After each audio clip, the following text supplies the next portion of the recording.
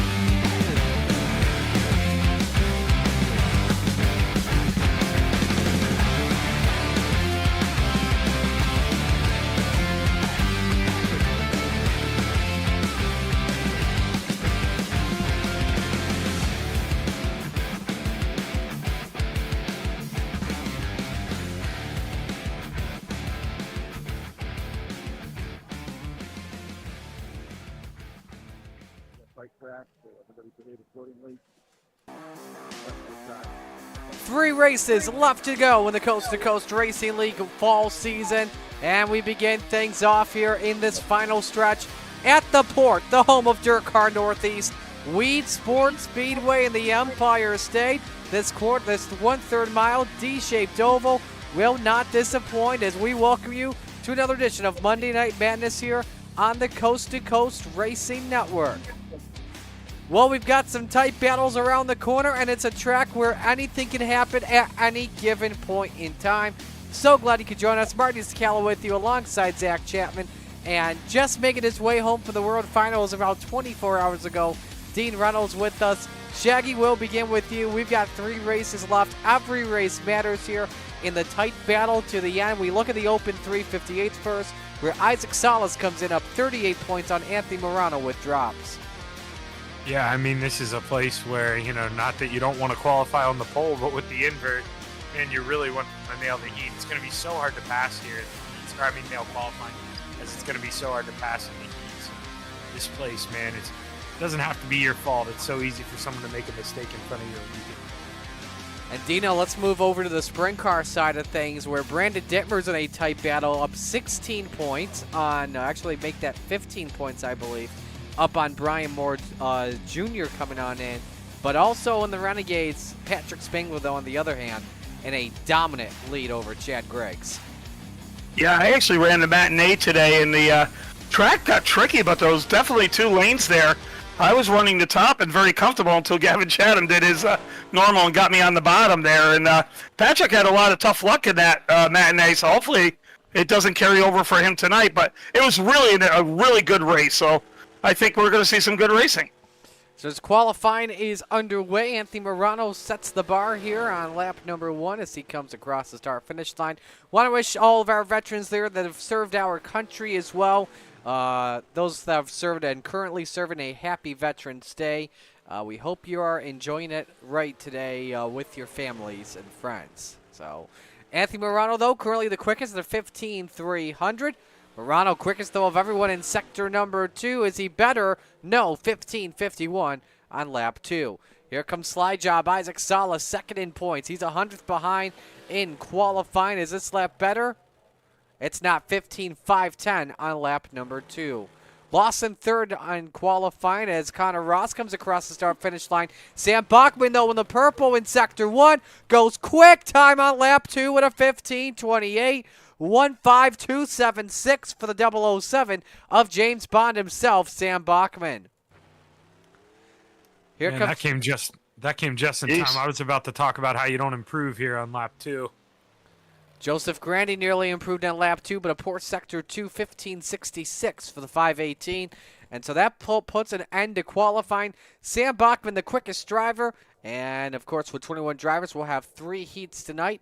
That means Dylan Kinsey, Randy Shreves, and Michael Vitale will start on the pole for each of the night's races as we have a beautiful sunset at Weedsport. Orange skies, much to the delight of Dean Reynolds. You gotta love it. You gotta love it, Dino, indeed. Can we see your office, like on this screen? Like, I think you actually can. I think you can, but in between races, I'll go take a look. Now, I'll get on like Blimp or something, and then let me do it right now. Actually, we'll pull it up in just a bit.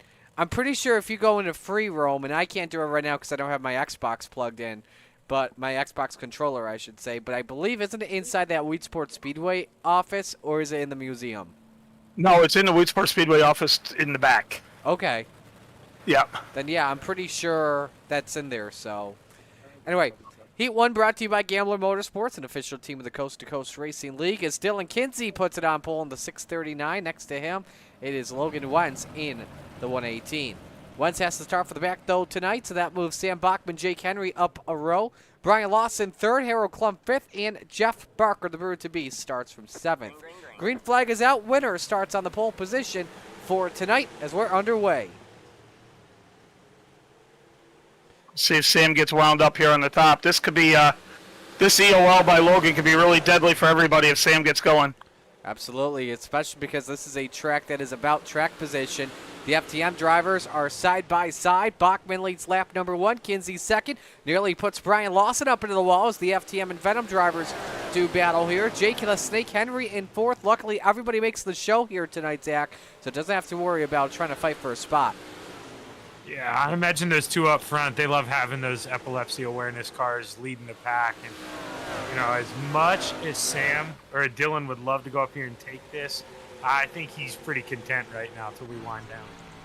It'll be Epilepsy Awareness Night next week on the Coast to Coast Racing Network, so don't miss out on that. I believe next week we are at the Knoxville Raceway. So that'll be one that'll be pretty cool for the FTM drivers to win, especially for the Ant-Man, the Magic Ant-Man, Anthony Morano. Halfway home here in heat race number 1. Bachman again continuing to improve the lap times each lap. Just ran a 15:33, 10th better than Dylan Kinsey last time, Dean. Yeah, Sam is doing Sam things. Like I said, remember, we voted him the most improved FTM driver from last year, and he's just gotten better. I'm going to have my epilepsy car for next Monday, but this Monday I went with the same with Brian Lawson. I see we both have our Mission 22 paint schemes for Veterans Day tonight. That's awesome to see. Veterans Day paint schemes out here. 2 laps to go, meanwhile, in heat race number 1. Henry's still in a battle for 4th spot. Logan Wentz still trying to make his way up throughout the field. Only guy he's passed here, Zach, is Jeff Barker, looking to get past Harold Klump. Yeah, I mean, I talked about it. You needed to hit those inverts, right? It's really tough to pass here. I mean, Dean, we raced in the afternoon race. He can speak on it a little bit. It opens up more in the feature, but, man, these heats, it's going to be tough. Here comes Bachman through turns number 3 and 4. The 007 puts her on pole tonight at Wheatsport. Kinsey second, Lawson third, Henry fourth, Klum fifth, Wentz sixth, and Barker seventh. I'll take Sam for the feature. Oh, it's too early. We could make it right now. So, anyway, Heat 2 brought to you by Regency Home Inspection, proud partner of Brian Lawson and the Venom Racing team. Randy Shreves on pole in the number 56. Next to him, it's Canada Connor Ross in the 35. Row number 2, the Philly Flyer, Trevor Giroux in the 75. And the Magic Ant-Man, Anthony Morano in the 32. Row number 3, Bob DeGood in the 7. And 100 grand, Joseph Grandy in the 518. Final car on the grid tonight, Slide Job Scott Rayome in the 4. Wait a minute. I've been gone for 2 weeks. He goes from the Ant-Man to the Magic Ant-Man? Where'd this happen? It's always been the Magic Ant-Man. Oh, where the hell have I been? It's always been on the back of his car. Oh, well, I It's don't not get on there that this close. week because of the special car. Fair enough, D. Me either.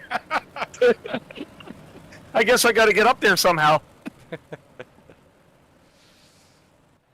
Alrighty, winner starts outside of the front row tonight. Shreves and Canada Connor bring us to green underway here at Wheatsport.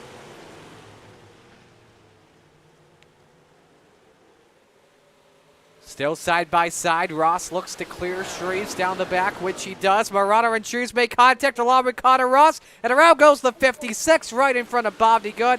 That's one thing we got to keep in mind here, Dino, with how tight this racetrack is.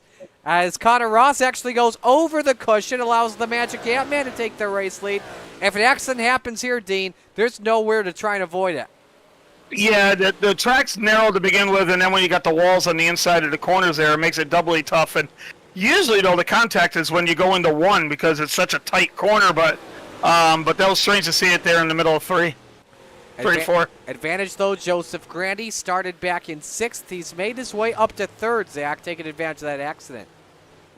Yeah, just knifed his way right on through there. And if Connor doesn't get on the horse here and keeps jumping that cushion in 1 and 2, he may lose another spot because Grandy's fast. Halfway home here in heat race number 2. Morano's opened up that lead to a half second and just laid down the quickest lap, 15:44 for the driver to 32. They got Trevor Giroux in 4th, Scott Rayome up to 5th, Bob DeGood down to 6th, and Randy Shreves in 7th. But all eyes are peaked tight on the race for the lead. Ross again up the track, looking for grip off of turn number 2. But 100 grand, quickest lap last time by Dino, 15:38. Yeah, Joseph, it's good to see Joseph back. He took a little time off from C2C, and now he's coming back, getting more laps in. And I tell you, he can run with the best of them. You never count out 100 grand. Never. But Morano continuing to pull away from the field. Still a half second lead on Connor Ross. Final lap underway here in Heat 2. In the Full Throttle Motorsports Epilepsy Foundation 32. Connor Ross again up on the cushion, trying to get it to work. Maybe he's testing it out for the feature tonight. We'll have to see. But meanwhile, checkers out. Morano wins Heat 2. Ross in 2nd, Grandy 3rd, Giroux 4th, Rayome 5th, DeGood 6th, and Shreves in 7th. That's going to be one tough front row.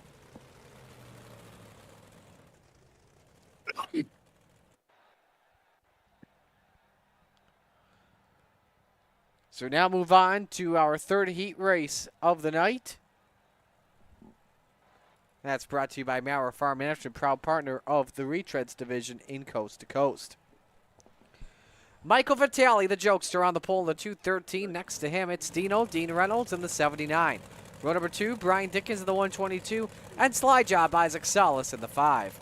Row number 3, Bud Molyneux in the 883.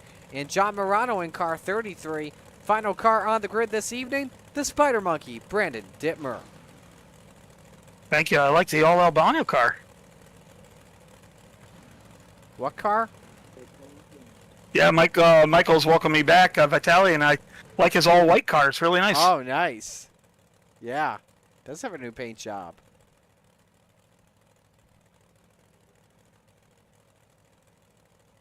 So. Anyway, Dino, best of luck to you here in this heat race. Thanks, guys. All right, so Dino will get set to go. Zach, what are you expecting here for Heat 3? Well, no Spider Monkey here, so hopefully everything's all good and Brandon can get back with us for the feature. But it's going to be tough to work your way on through. And I think, well, in saying that here, if you're Dean, you know, you got to take advantage of this restart like we saw Connor do. I mean, Connor had the lead and, I mean, basically kind of gave that up to Anthony getting in the wall. So if Dean can do the same minus that, he's got advantage here on the restart, but he's got to nail it. Got to go right when he sees that green. As we get set to go green, let us know who you're rooting for in chat. Hello to Butters, as always, checking in for Venom Racing. As the winner starts the inside of the front row, here we go.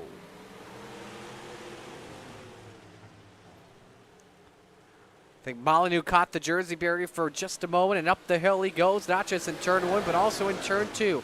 Vitale and Reynolds, though, side by side. Can the jokester, who's improved lately in coast to coast, actually get the lead? He cannot. Reynolds leads lap 1. Salas looking for P2 here, Zach. Yeah, I mean, Michael able to get up there and shut the door. That was very important, or he might have got freight train. A lot of cars behind Isaac, and now Isaac, he's got to put his head down and go to work. Meanwhile, Dean can try to drive off into the sunset. Brian Dickens trying to become a factor as well with that pink 122. He's following the 5 right now, making sure he makes no mistakes. There's some damage, though, on Salas. That right side all scuffed in, all pushed in for just a bit. That could be interesting.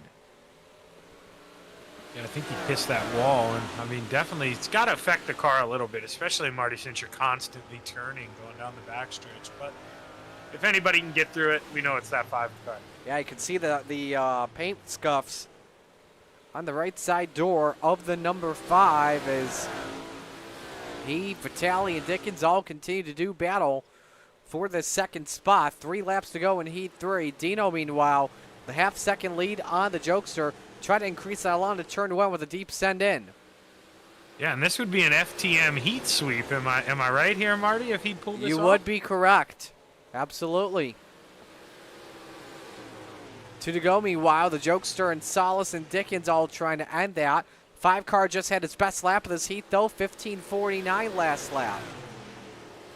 Yeah, he's really sending it into 3, and he's kind of driving. He's arcing off, and he's making a lot of time on everybody, Dean included, but he's going to have to compromise the line here all over the back here. Michael got in the wall. Absolutely. Dean Reynolds, though, meanwhile, will score the win in heat race number 3. Who's going to finish second, though, to the checkered flag? Salas or Vitale, give it to the 213 thanks to that corner rock set.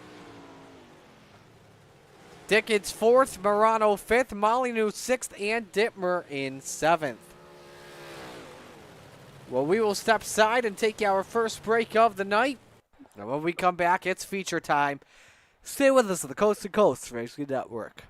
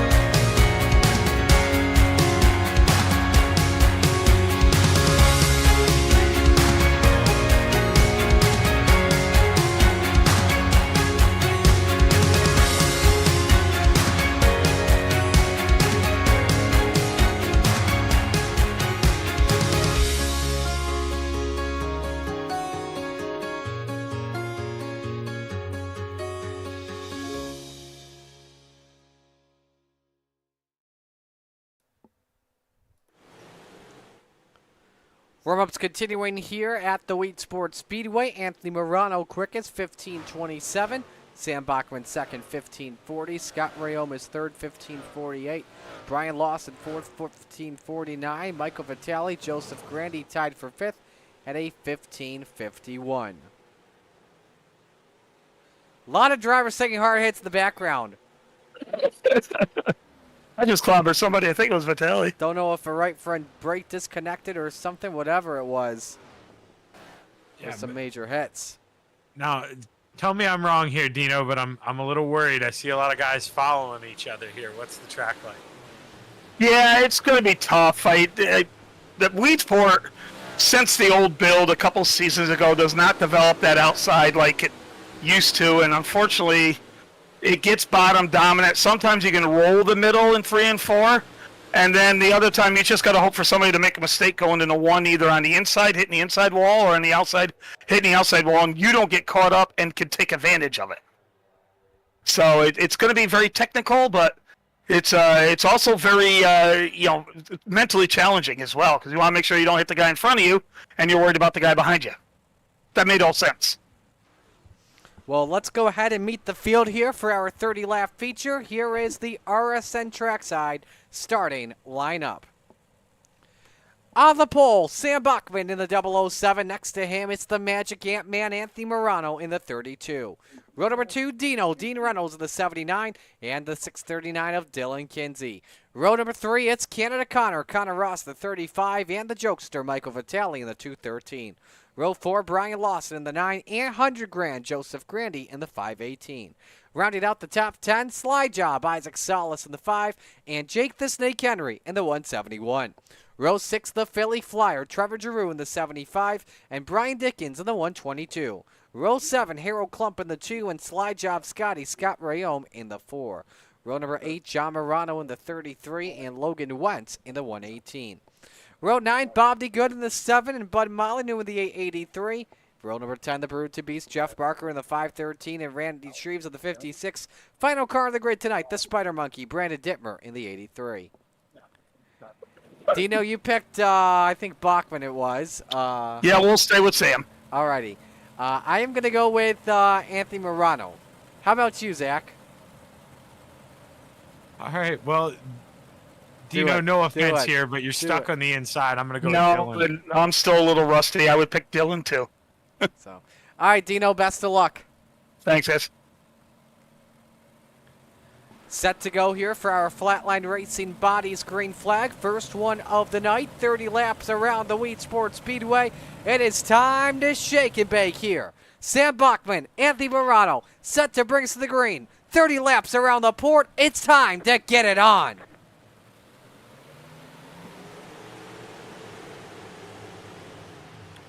A late start amongst the field, but it's Sam Bachman that gets away with the early race lead. Morano trying to fight back in that number 32. Reynolds up the hill for just a moment, finds a way to keep it back down on the bottom as it's Morano that leads lap number 1. Oh, man. Reynolds and Kinsey so tight. No yaw for Vitale in turn 1 off the line. Lawson. Oh, we got a pile up in 2. Vitale, 1 car up in the air. It's Rayome who just cannot catch a break once again. Grandy also involved and more.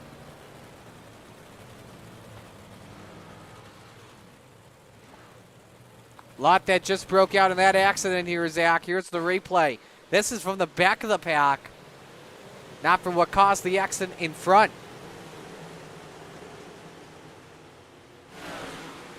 Look at the ride Rayome takes there as well.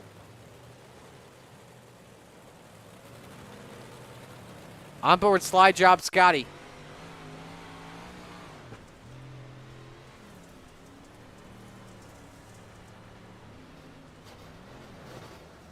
Got a really good view of the night there, that's for sure.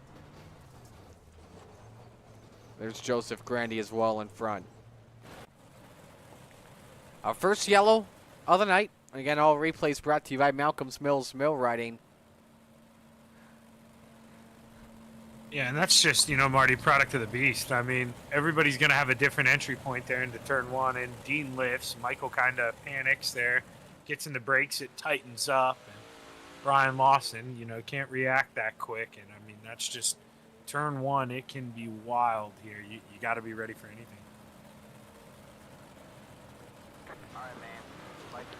Lights are back on here. We were going to go 1 to green that time. I think we had a car stop on the racetrack coming from pit road. I think that may have been the case too, so.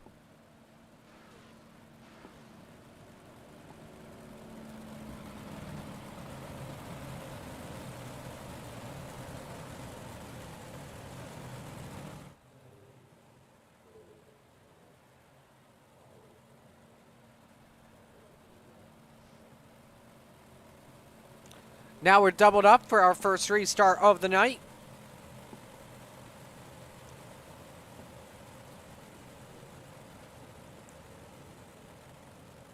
This is one I'm anxious to see what Isaac does here. You know, this is a big deal here for Anthony. Could really make up some points here on Isaac. So Isaac needs to knife his way through the field. It's all FTM right now in the front 2 rows. And you got Connor Ross, who is rounding out the top 5 as we're back to green. Morano wasting no time and just checks out. Oh, look out, Connor Ross. No, y'all, what an impact for Dickens and Salas. Oh, my. Connor Ross caught the inside jersey barrier and just shot up back into traffic. And Salas and Dickens get the brunt of it.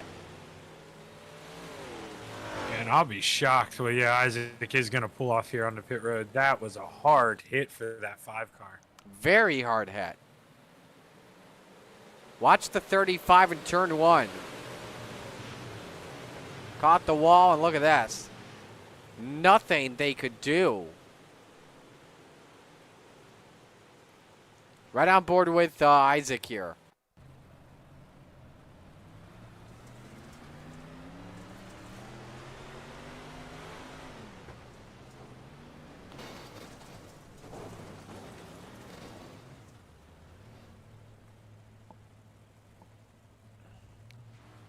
So as well, Jeff Barker capture a piece of that accident in the back. Let's ride on board with him.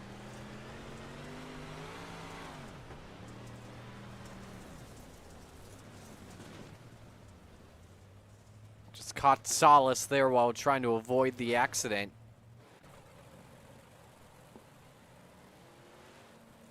Should bring us to a single file restart coming up here in just a little bit. Butch Baker checking in. Butchie, as always, rooting for Venom Racing.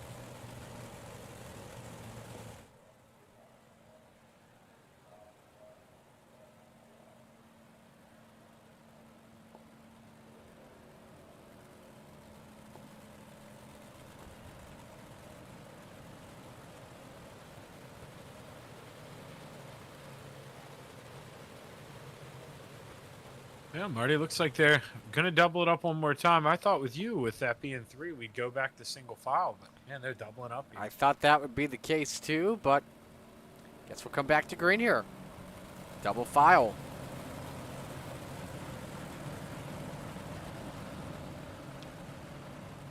No change in the field unless you were Salas or... Oh, we got more stack up. Lawson. Oh, we got Randy Shreve on it. Oh, my goodness gracious. What in the hell just happened? Randy Shreve, John Morano just catapulted out of nowhere.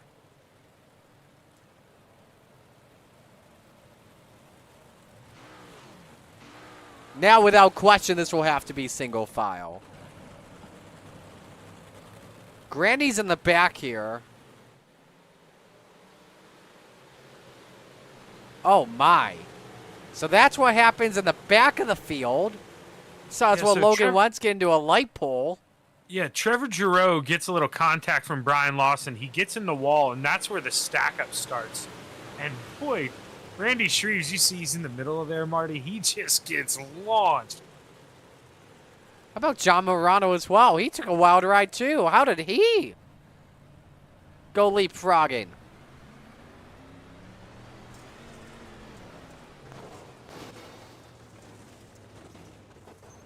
He did a complete backflip in midair. from Scott Rayome.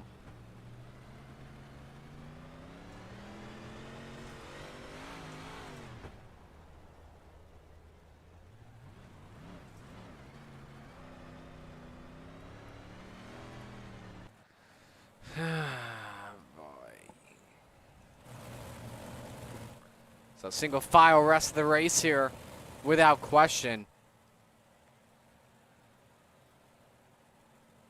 We hope. How about Bud Molyneux taking advantage of all these wrecks here, Marty? Up 10 spots. Oh my goodness. Up in the top 10. You ain't lying. I mean, not very, this is no shot at Bud, but not very often we're talking about him up here. So you got to take advantage when you can, and hopefully you can keep moving up. Started back in 18th position. So good start for the 883.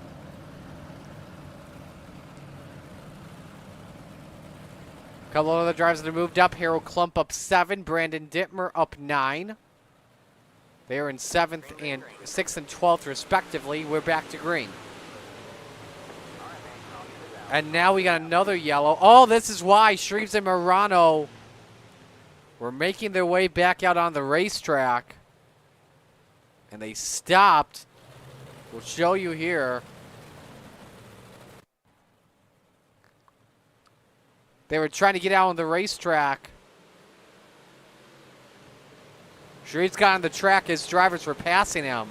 So that's what brings out the yellow.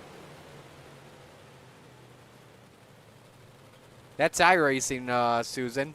That's what I call it. Yeah, I mean, that's all you can say. That nothing happened that wasn't warranted, that's for sure.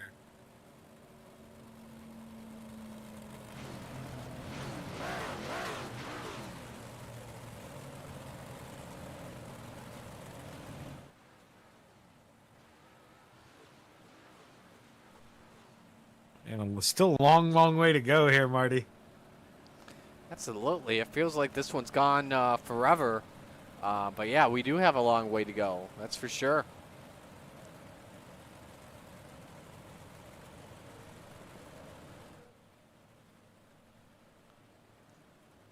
Butterfield is wondering where we're racing Thursday night for Thursday Night Thunder. I will not be on the call for that, unfortunately, as I got a big soccer tournament I'll be working all week.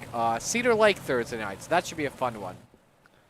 All right, take 3 on this restart. Green, green, green. Oh no, this is actually take 4 on this restart. Been a while since we've completed a green flag lap. Hopefully this is the case here. As Anthony Morano holds serve, Bachman second, Reynolds third. First side-by-side battle, Klump and Giroux. That's a good race for 6th on the track, Zach. Yeah, Trevor trying to make that high side work here. I think it's where, you want to be 1 and 2, but I don't know. Maybe the guy's proving me wrong here. Everyone running that top in 3 and 4. I thought with, what Dino told us and what I was seeing, we'd see guys run the bottom in 3 and 4, but they like the high side. Well, one guy obviously we know about very well that can make either groove work, and that's Anthony Morano. Even better, he's leading this race, but he better be careful, though, because Sam Bachman is right on the doorstep for the top spot. Yeah, and they've got a big enough gap here to Dino. I slept on him a little too much. He's done pretty good as well. Got enough of a gap, though, Marty, that they can battle. Oh, big crash. Brian Lawson up in the air. Catches Klump. Also Vitale. Solis involved. And Brian Lawson went flying once again. What is it with Weedsport tonight? I guess the Easter Bunny came a little bit early, and now we just saw, I think that's Kinsey in the wall. Left front's gone off the 639, and he was in a top 4 spot. Yeah, Dylan Kinsey gets into that inside wall, and that's what causes Brian Lawson to lose everything here. It was a wild ride. Yep. And man, wheel-to-wheel contact into the fencing. I was hoping Dylan stayed out there without the left front. I think we've seen it done before, Marty. Better safe than sorry, though. Yeah, but that car probably would not have had any yaw one bit. Look at going to 1 and 2. Look at that. Look at that. Yeah, and then he just plowed it in with the right front. So he had to go for a quick repair without question. Yeah, touche. His track has not been good to Kinsey recently. Brian just did not see that coming one bit and catches a lot of sick air.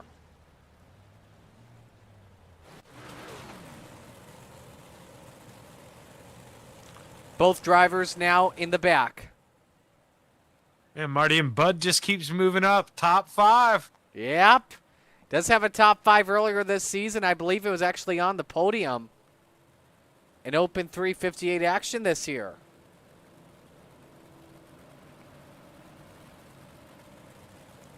He's 6th in points coming in. Best finish a 3rd at Lucas Oil. He started 2nd in that race. Why have I slept on him so much? I didn't realize he was that high up, Marty. That's my bad. Probably because of participation. Alrighty, 10 down, trying to go. Back to green for Morano. Green, green. Reynolds taking a crack at 2nd. Bachman sparks the wall. Doesn't do any damage, though, to that left front, luckily. Seeing the 32 blinking in and out for just a bit. But Reynolds trying to take away the spot. Here comes Vitale underneath. Once again on Harrow Clump. Solis trying to get back into the equation as well after being involved in not just 1 but 2 wrecks. Tries to take her top shelf. Has to lift off the throttle because of Clump. Contact as well between the 2 and the 213s who ride on board with Salsa. Crazy what he's able to do with a car. I mean, you said it. I mean, this one's damaged. That was a hard hit on the front stretch. And he's still wheeling that thing around. Isaac's one of the best we have. I think that car actually got some, that car actually did that impact he just took last yellow did some damage to the front engine cover. But so far that car still driving solid. As Vitale moves up to 6th, can he secure it at the line? Yes, he can. Contact between him and Harrow Clump. Up the hill goes the number 2. Bobby Goodass to left, and he actually catches a break on that because we have another yellow for a stopped Brian Lawson in 3.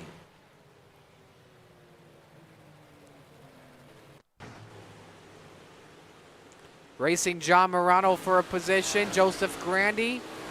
The pack. Ooh, Lawson catches the 33, and Lawson gets on 2 wheels.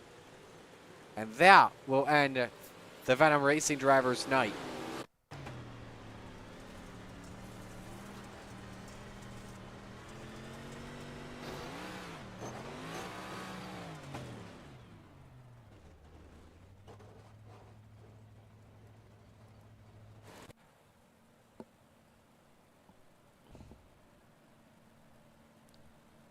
So back under yellow here. We are just past the halfway mark. We're going to pull up in just a little bit the 5-lap average like we normally do.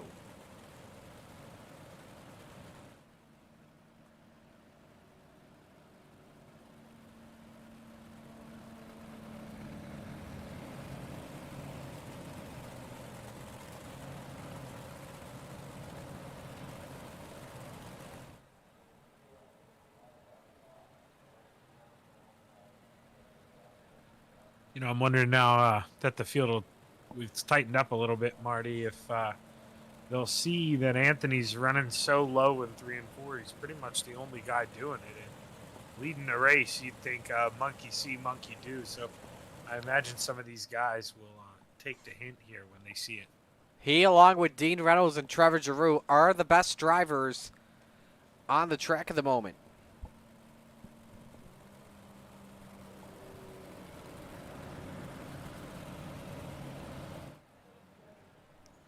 Trying to come back to green. Cross flags wave. 15 up, 15 down. Here we go. Green, green, green.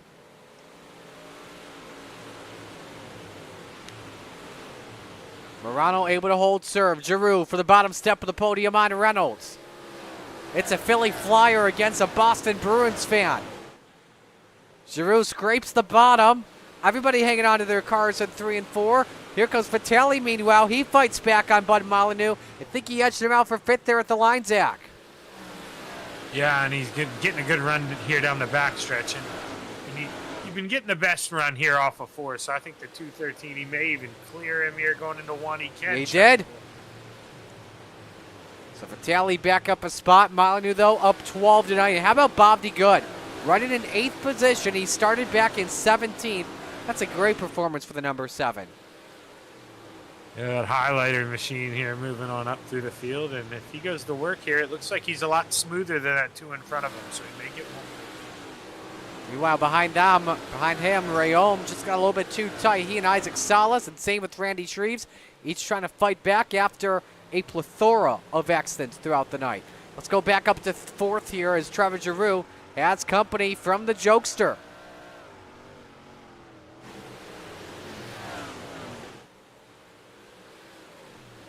Ten to go, meanwhile, here at Weed Sport.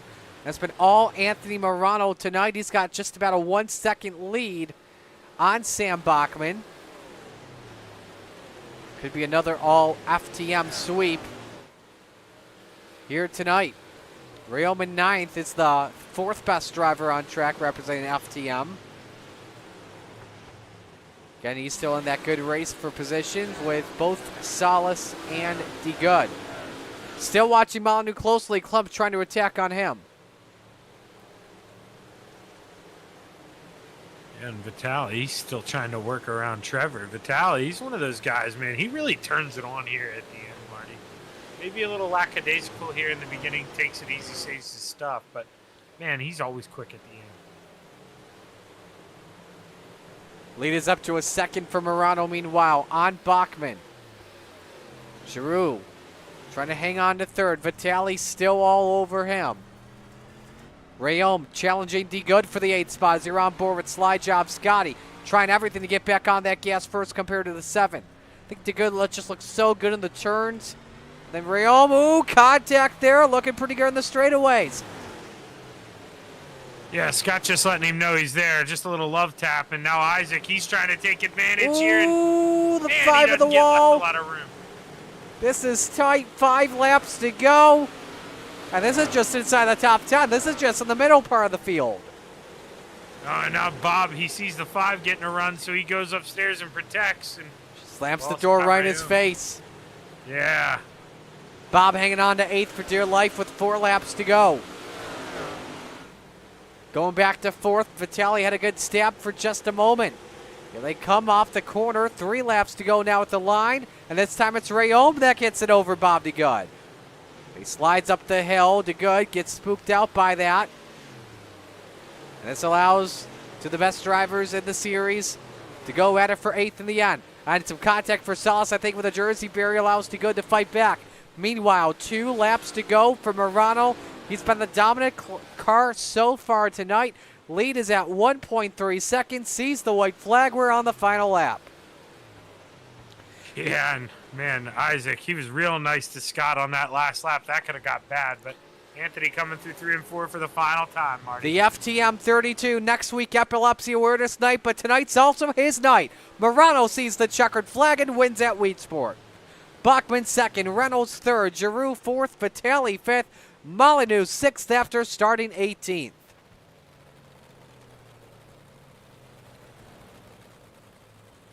Bud, Harold. So Morano gets to Parker on Victory Hill, and best part is he knows where to go for that for sure. Bachman and Reynolds will come on the podium. Another FTM sweep here. How about that, Dean? I'll take it. I didn't think I was going to hang on, being a little rusty first back, but, I just followed those guys' lines and learned, and I was just happy to hang with them. I mean, Anthony is so good, especially when the track gets locked down the bottom, but Sam is good everywhere now, too, so I'll take this 3rd. It's a good 3rd for me. It was really all about track position, that's for sure tonight. So you take a look at the results here on your screen. All right, so now we'll let the actual interview begin. Dino, how'd you feel about that race car? Hey, surprisingly, it felt good. I just went with the Swanee base, so I mean, it's it's no secret the guys are trying some different sets, and they actually sent me a different set, and I ran it and it felt okay, but I just went back to the good old tried and true Swanee base, and that's what I ran, and just changed the gear. I went with a 602 with the gear, so just to let everyone know. And I felt good up top and on the bottom. I was just, but once it started locking down halfway through and we all went down to the bottom, I knew I just had to wait for a mistake. Sam did get the wall once coming out of 4. Saw some sparks, but that was it. But good race, good run, FTM sweep. We enjoy that.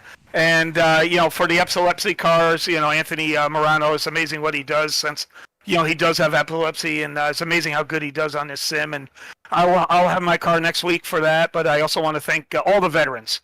I had my Mission 22 car out here, so did Brian Lawson, and, we live in this country because of them, and we live the way we do because of all the veterans, so thank you very much. And but what a race. It was a lot of fun. Not bad as well for your return after a couple weeks in Charlotte. Yeah, you do get rusty. I ran a lot more warm-up laps than I do. I still got my wheel. It's still losing a little bit of force feedback, but wasn't too bad. Dylan Dewart, DJ's building me a new computer, and I'm going to get that in a couple weeks, so hopefully we'll have a full wheel. But really here in Weedsport, once it slicks off, it's not really that taxing on your wheel, so it wasn't too hard. But, I'm shocked more than anybody. A bad time trial run was my friend. Started outside pole, and luckily to get around Vitali there and get the heat win, and then just go from there. And, I do have to apologize to Dylan. I think I got in a little hot there and won, and got a little bit sideways. I got out of it to make sure he got ahead of me and stuff like that. You don't want to do that, especially your teammate. But I'm just happy and, happy to hopefully Megan and my dad watched it. Absolutely. Who else do you want to give shout-outs to? Oh, the guys at Full Throttle Motorsports. They welcome me back when they come back. Even though I talk too much, they'll tell you that. Got to thank Swan Speed Shop. This is a Swanee-based set that actually all the Coast to Coast members can have. And if you want to get some more sets from Swanee, he does a lot of 358 stuff for big. Most setup shops like to do the big blocks. He does 358s.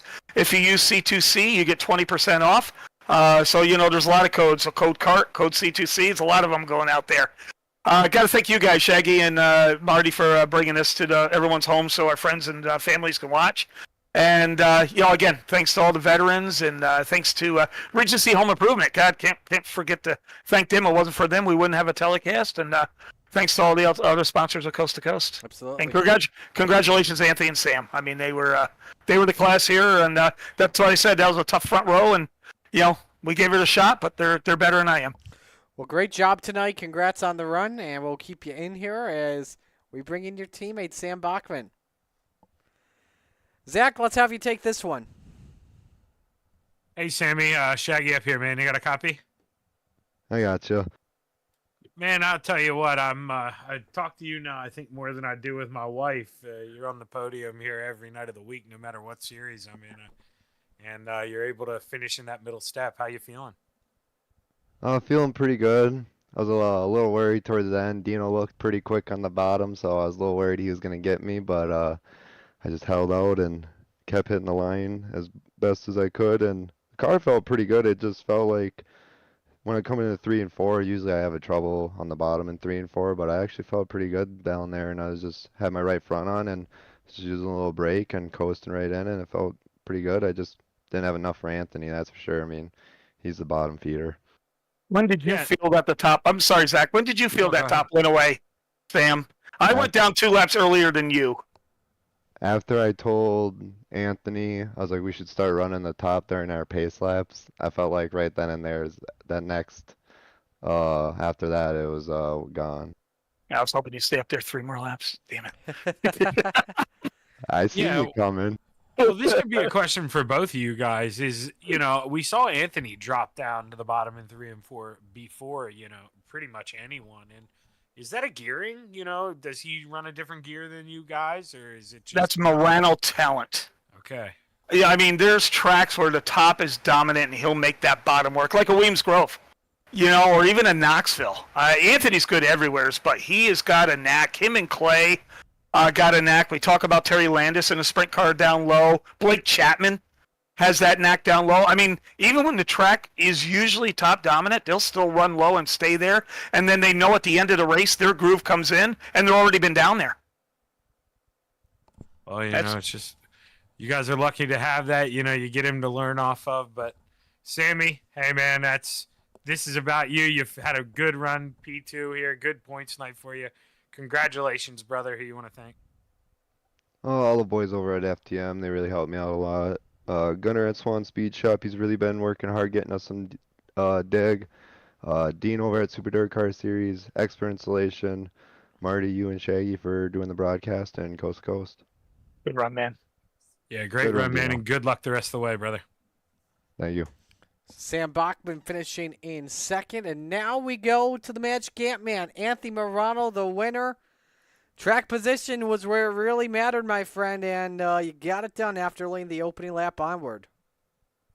Yeah, I always try to lead as quick as possible in case a caution comes out, and get the lane choice and get the start when you want to start makes a big difference. And boy, did that seem to be the case early on here with those yellows early. It was really tough to get things rolling, but eventually we were able to, luckily, once we got into like probably lap 10 or so. Yeah, it gets a little frustrating, to be honest. You start going and then you get a lap and a half or half a lap in, and then you got to slow back down. You can't really see where you measure up against anybody out there, and can't really get in a rhythm and get comfortable with what's going on. How good was this car tonight? She was on rails, man. I could put that car anywhere. We got a weird bobble in 3 and 4 on the top side, and I was like, okay, that's enough of that. I'll go back down to the bottom now, and and just stuck down there and did a lot of trail braking and just walked away with it. Well, hey, you definitely earned that for sure tonight. So who do you want to give shout-outs to on the run? I got to thank my wife, Sherry, the boys at FTM, Dean over there at Super Dirt Car, Logan at High Mom Lens, Gunnar at Swan Speed Shop. The Swan Speed's just, it's digging for sure. And Castleberry Flagstone, Expert Installation, MDI TV, Marty, you, Shaggy, and I see you have Dino up here from the Booth Boys going on for doing a broadcast. Everyone at Coast to Coast, and say thank you to all the veterans out there. And I forget who sponsors Regency Home Design, Brian Lawson, for sponsoring the division. All right, man. Congratulations on Good the run, win. brother. Go ahead, Dino. No, I was saying good run. I was hoping to get an inside wall and knock off the left front tire. See, I'm a good teammate. You know, I wish everybody the best. But I think Kinsey pulled that one off before you did. so, that's what happened. I was listening to the broadcast, but I wasn't paying attention. Oh, there you go. Jeez. Shaggy Jinx. All No, right. good run, Anthony. Yeah. You were strong. Great run to watch, Yeah, man. Great run, Thanks, man. buddy. So Morano takes the win here tonight. We will step aside and go to break. When we come back, Rebels to action on the Coast to Coast Racing Network.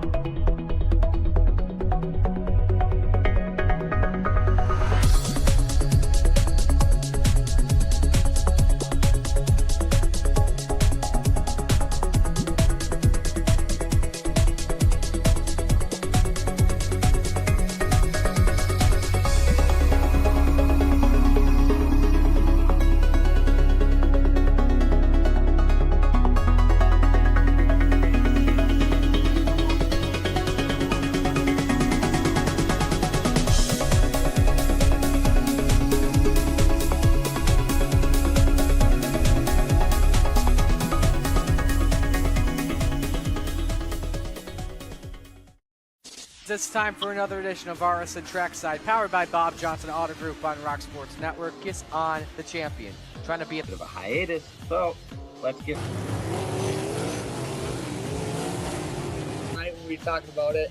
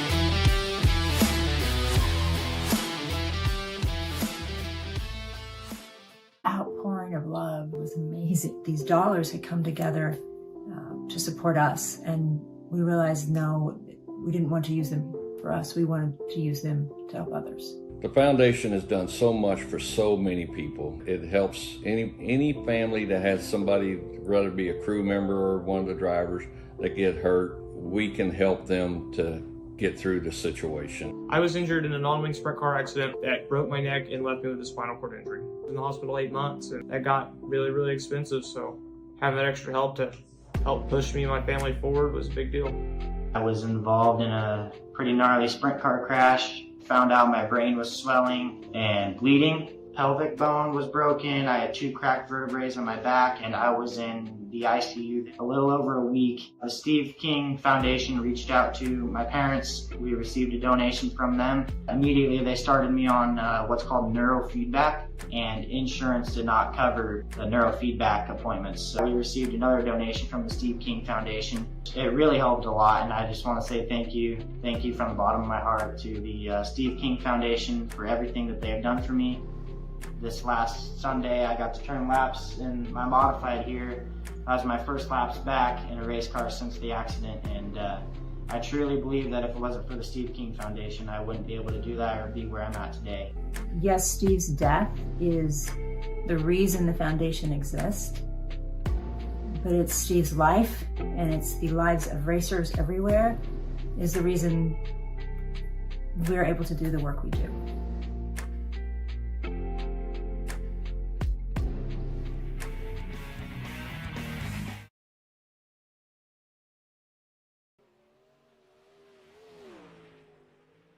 Welcome back to the Coast to Coast Racing Network. We get set to go for Rebels here at the port, and our friends of the Rebels are getting set to go here with our future Renegade stars here. Welcome back, everyone. Marty Sakala with you alongside Dean Reynolds as we get ready to go here for action. The story here, the tight points battle between Brandon Dittmer and Brian Moore Jr. here, boys. 15 points separate the two. 2 young lads going at it. Absolutely. So it should be fun. Oh, yeah, I forgot to do this while under break. Dino, you were wondering if we could see the dirt car offices in iRacing? Yes. I think we could actually do that. Nice. We're not currently on the checkered flag right now, so we're going to break the third wall while we wait. We'll have some fun. They just advanced. They just advanced? Okay. Yep, they just advanced for qualifying. Maybe have to do it in warm-ups or something.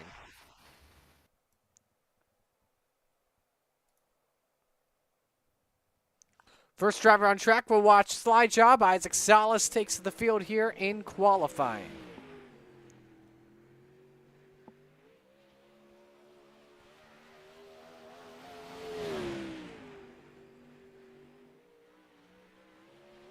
think the way the cushion is built, or they have a fluff right now, you're gonna want to run the top all the way around the track. It seems to be the case, especially with a sprint car here. Lap number 1 time for Isaac. We may not actually get it. Yes, we do. 12:85 because of his net code. Brian Moore Sr. second at a 12:90. Then it's Zach Chapman third at a 12:94. Here comes the second lap time. Salas in the purple in sector 2. Better. 12:798 for Slide Job Salas. Quick time, Zach Chapman. Shaggy with a 12:75. What a lap, Zach. Hey, man. Did you lift it 3 and 4? Yeah, I did, but I threw it in the bottom and floated it up. I thought I was going to hit the wall coming out of 4. It was close. Isaac's That's like my 3rd pole, I think. I know how to qualify these things. I just can't finish. Isaac's probably thinking right now, I can't believe I lost to a booth boy. Isn't he R1? Okay. Yes, he is. Yes, he is. Just messing around with them.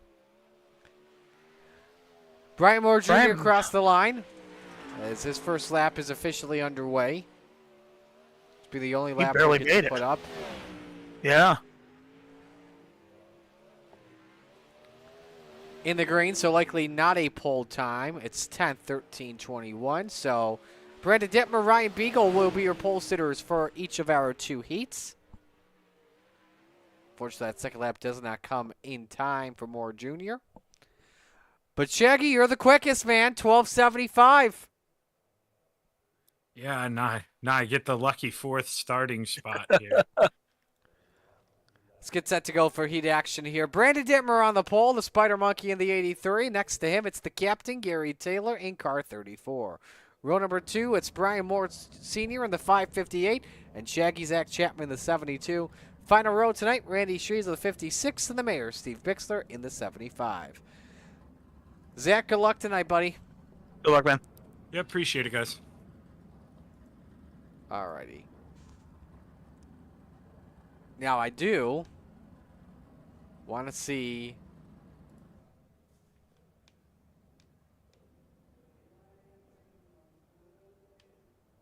if we can find the dirt car offices from here. Okay. On the exit, let me know where they're rolling off here, Zach or Dino.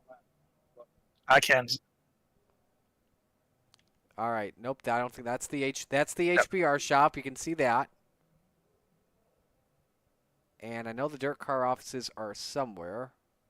Yeah, they're right across the way, buddy. I don't know. We'll get them in a bit. Why? Because we're about to go green for heat race number 1. Sunset too. Yeah, it is a beautiful sunset for sure. Green, green, green. Alrighty, green flag is out for heat 1. Ooh, Dimmer just hugged that turn 1 wall, but it worked perfect for him. That it did. Zach Chapman sends it deep on Gary Taylor, takes away the 3rd position. Senior up to 2nd. He would love to take this away from Dittmer, but the 2 get together. Man, how did Dittmer keep that straight? Dittmer sends it deep. Shreve sends it deep.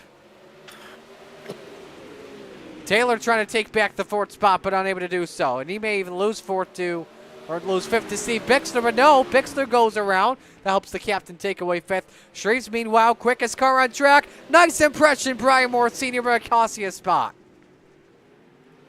They are feisty now. This is just the Rebels, Dino. Yeah, well, the track is actually just about perfect. It's got an outside. Oh, my! Hang on. Randy Shreves, Gary Taylor, Brian Moore Sr. Well, I know who the top 2 is going to be. Yep. Mano y mano. Yeah. Look at the Booth boys here. So who's going to keep going to get 3rd or 4th? Looks like Gary Taylor. Did you see Randy Shreves as well? He nearly took out Barney. Oh, no! Zach to the lead. Oh, no! Oh, jeez. This is crazy stuff. Jeez. Look who's going to win. Shaggy from 4th to 1st. Let's just unmute him. I don't care. Let's just break the rule. We won't care. 1 lap to go. Zach Absolutely is unbelievable. Unbelievable. I can't believe what I just saw. I almost want to let Brandon have it, but I'm not gonna. Hey boys, have you ever? Well, Yes, but we can't say. I mean, Well, hey, there, I'll give- there's a time you got to know your role out there on the racetrack, and somebody didn't. I will give credit at least to Gary for keeping that car out on there because he gained like 2 rows with that. And I think that's what it was, to be honest with you. Like, you could see, I think the right front was broke. I mean, he drove him too slow. Yeah. He didn't do it on purpose. It No, stinks. no. I know Brandon's mad. And, man, I would be too. But, you know, you got to look at that. And Gary's definitely not trying to be malicious. That's just a tough break. Heat 2 set to go. That first heat, by the way, brought to you by Gambler Motorsports. Heat 2 brought to you by Regency Home Inspection. The big dog on the pole, Ryan Beagle in the 84. Next to him, Devil. Donovan Ross is in the 5. Row 2, Joseph Grandy in the 518. And slide job, Isaac Solis in the 5. Final car on the grid tonight, Brian Moore Jr. in the 9. Well, Devo's got to take an EOL. But I'll tell you, look at the 5 cars in this race. They're all feature winners in this league. They absolutely are. Ryan maybe not in a sprint car, but boy, he has a lot in the 358 and big block.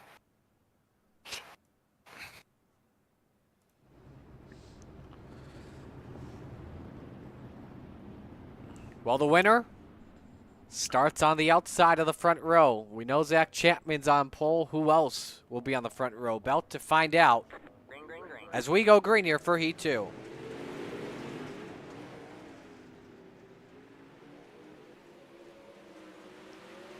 Isaac should get a good run here in 3 and 4.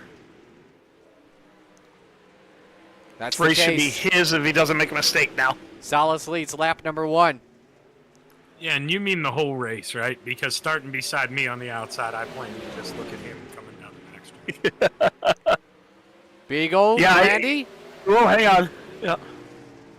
They nearly got together. Look at Devo on the Devo, outside. Yep. We'll stop for a moment. We're going to see Beagle try to perform the slide job, and he nearly slaps the wall hard. We saw him kiss it as he saw the sparks fly, but keeps it going. Meanwhile, Grandy's caught solids for the lead, boys. Yeah, but, you know, I think Isaac just experimenting a little bit. I think if he goes back to running that normal line through 1 and 2, back down to the bottom, there he goes. Good run down there. Well, Marty mentioned future rebels. I will allow me to put my opinion in. There's a lot of future renegades. There's a lot of former renegades in this field. Brian Moore Jr. goes around in the 9. That could be big implications when it comes to points tonight. Yeah, we know how hard it is to pass here, and I mean, having it start dead last in the feature now, Absolutely. that's a big deal. Anyway, Dean, you were saying? Yeah, no, I was saying that there's a lot of former renegades in this field because they had to move down either time restraints and could not race enough races or whatever. Grandy was back in Renegades at one time. Donovan Ross was a Renegade one time. Zach, you were a Renegade at one time. There's a lot of Renegades that are in this field, so we're gonna be in a treat for this feature. It's gonna be a great race. Checkers out of the final heat. Solis wins. Grandy 2nd. Ross is 3rd. Beagle 4th. And Moore 5th.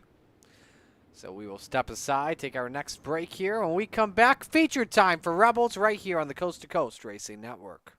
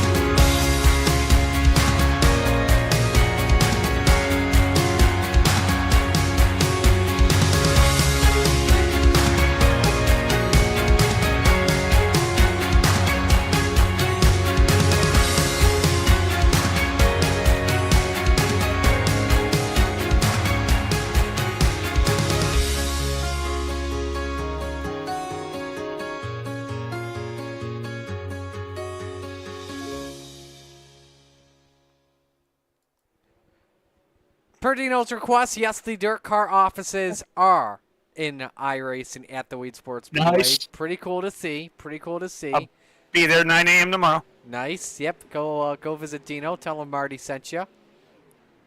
Bring cookies. Bring cookies. Or a pizza. Or a pizza.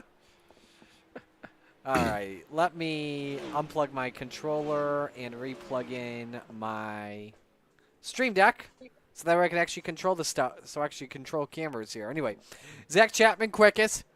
13:28. Joseph Grandy second. Also 13:28. Randy Shreves third. 13:37. Brandon Dittmer fourth. And same with Isaac Salas, each at 13:48.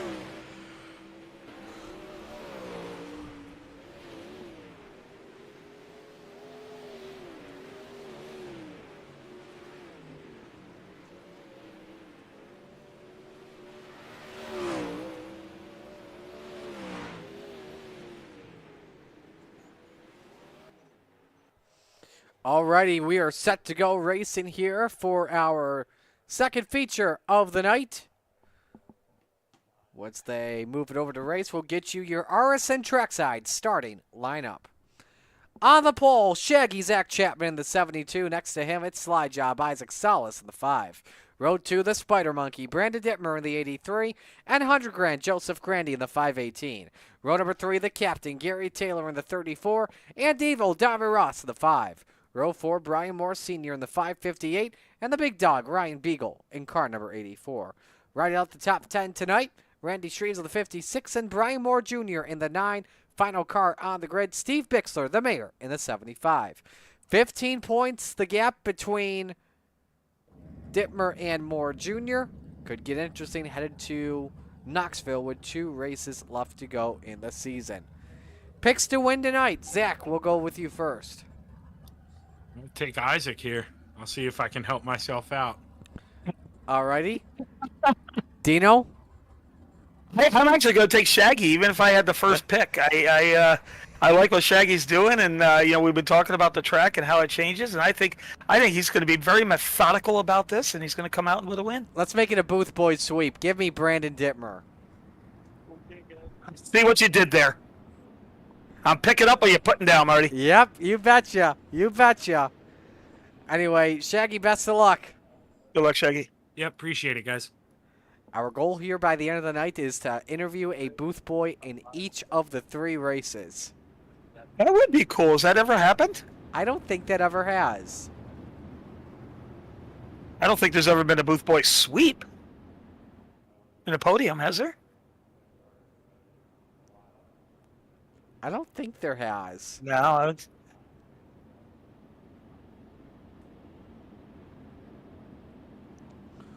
One to green here. And then we will turn him loose for tonight. Still a very talented field. I mean, this is going to be a fun race to watch. Absolutely it will, so...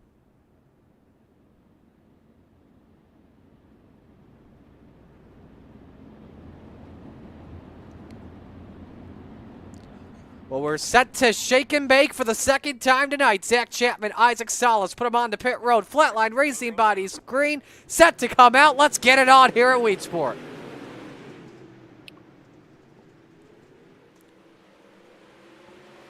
Side by side by side. Chapman with a Good slide move. job. Look at that, Shaggy. Yes. Yes, beautiful slider up on Isaac Salas as he leads the opening lap. Grandy and Dittmer battle for the 3rd position meanwhile. Salas challenging downstairs, though. Can he grab the lead here into turns number 3 and 4? Gonna do the same move Shaggy did to him. Oh, boy, that is tight. What a crisscross from Zach Chapman. A very good crisscross.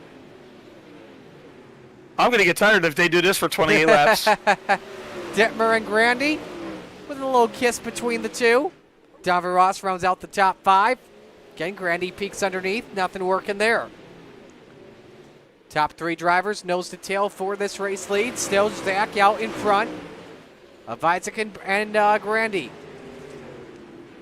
Ryan Beagle, Davi Ross, also side by side for a moment. Beagle had to catch it there. And now Ross is all over Dittmer for that 4th position on track. Dittmer lifes the, okay, sorry. Devil's car actually hold the thought, yellow it out. Brian Moore Sr. off for turn 4. Yeah, that was close. Moore was sitting there in the middle of 4, and the leaders are coming around. And thank God he's got a bright yellow car. Thank goodness, indeed. We showed the replay off the Moore Racing 558. Oh no, that car, the controller had to have broken there. Yeah, that controller had to have broken. The pedals must have come undone. And then found a way to replug it back in. That would be my guess. Unless we ride on board to hear something break.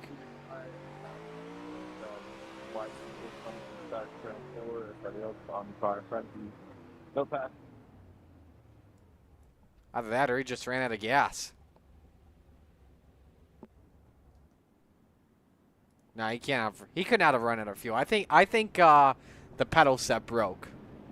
Hey, Jack, I'm sorry if you said it, Mark. Reminder, let us know who you were rooting for. Mark is checking in. Rooting for Isaac as always. Dylan Kinsey said he helped me into the corner, pulled a Larry White, and just hammered down to get out of it. I think he's talking about you, Dino. I didn't do it that hard. But I did drift. I got him a little sideways, and I'm like, oh, geez, hang on. But I let out and made sure he straightened out a little bit there. And But, Joseph Grandy says it's going to be a fun night. Keep us on our toes. Brad Waite rooting for Grandy as well. Brad, very good runner. We really enjoy racing with him in the Renegades. Green, green, green. Back to the green flag. Good start by Shaggy. Now, Grandy's starting to feel this bottom out. Watch him in 3 and 4 as well. It's going to be interesting. Because we still got 23 laps to go. Oh, man, what a slotted line. That's why you want to use the pedal in the middle or the left to let out. Live another day, as Shaggy says. Absolutely. Great move from Grandy to move up to the second position. Dittmer, meanwhile, cracks the wall. Ooh, that's tight there between him and Beagle in the battle for fifth. And because Ross had to lift, the big dog up to fifth. Your biggest mover up 3 spots. Isaac Look out. Isaac. Oh, Isaac my in. goodness gracious. EMT 10 for out of Isaac 10. Salas. 10 out of 10. He may have actually flipped at a faster rate of speed than Dean's Uber driver did today. He almost landed in my office. Alrighty, let's take a replay here and show you what happened. Well, the cushion is getting so built up, he actually bicycled. I did that in the matinee. And every now and then, if you don't get in there right and on the gas, your car can dig in, and that's why I think put him in a wall. Yep, just rode the wall, biked it, no control, bang! Nearly took out the virtual Jerry Ellis over there.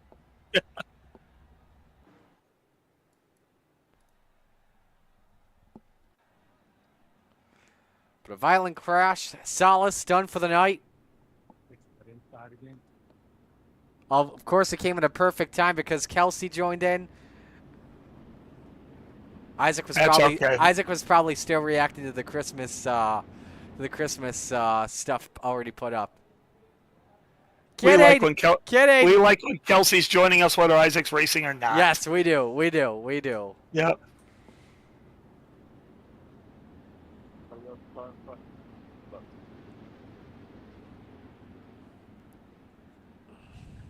Now, the driver starting fourth, Donovan, he's just got back behind the wheel.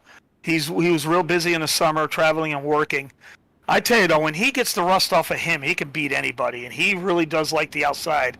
This could be a track for him, so I'm interested to see what he's going to do here as well. You do know he won last week, right, at Fallujah? That's right, he did. That's right, I even watched it. I'm old, Marty. I can't remember what I had for dinner last night. Oh, no! Damn it, we jinxed him! I just did the Shaggy Jinx. Him and Grandy with synchronized flips. I think everyone got in the wall. I think there was some oil probably messed up in 1 and 2. Watch the outside lane. Ooh, contact between Grandy and Dittmer. Man, that is a hellacious impact, too. Yeah, I'm watching the replay now myself. Right on board with Grandy here.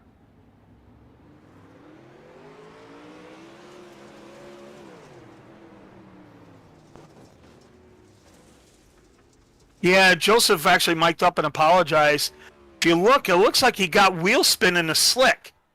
And it hung a little left there. It got left sideways, not hung a left.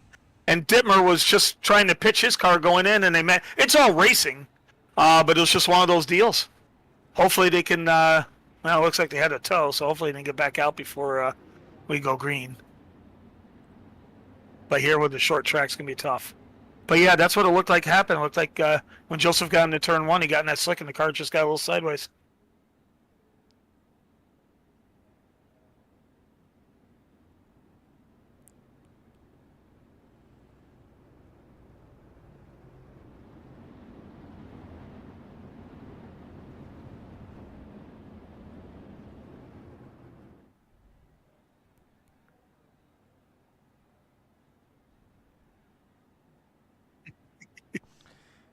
Lights are off. We're coming green this time.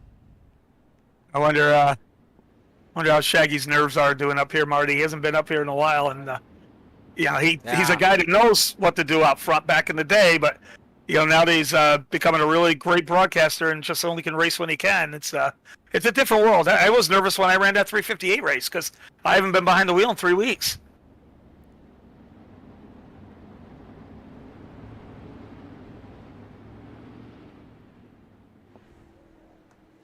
Here we go, back to the green. 10 laps complete. Check that, 9 laps complete. Oh, hang on. Got a good start because Brandon got Dittmer's front end got really light in that start. Yeah, Ryan Beagle looking for a chance at the podium from Randy Shreves. Dittmer in the wall. Beagle with a chance to maybe go 2 for 1. The two nearly get together. Won't count. We're back to yellow. I think it's because Salas was making his way on the racetrack, but I'm not too sure. Couple of things we need to look at here. Grandy making his way on the track, but that was before we went to green. Diver Ross doing the same thing. Pits. Gary Taylor's went for a quick repair. Maybe take a look, see what he did, Marty. Yep, I think this was the case here with the captain. Just lost it all by himself in 3 and 4. And I don't think Gary's car has reverse. Can that pace truck go any slower? I think it's the same guy that was driving your Uber today, Dino. Oh my God. Don't. Oh. I don't think that car went over 20 miles an hour. We were getting passed in double yellow line roads because he was going so slow.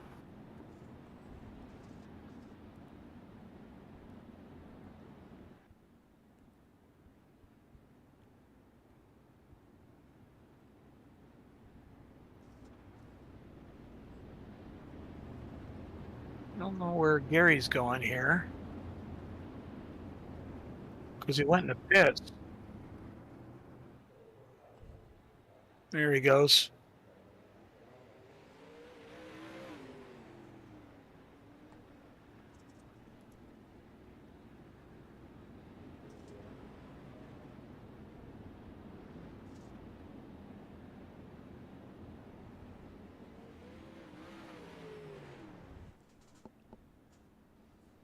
So as our standings continue to update, we come back to the green flag.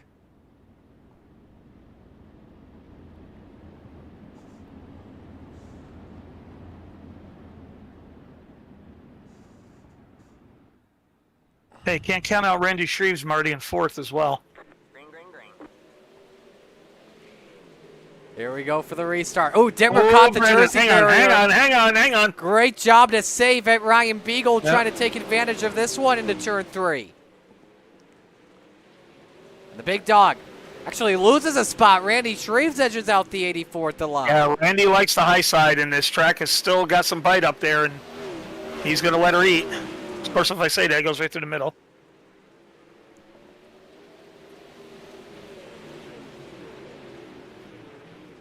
Shreves all over that 83. Meanwhile, more junior, more senior. Look-alike cars battling for 5th. Oh, we'd love to see those two battle for a win together sometime.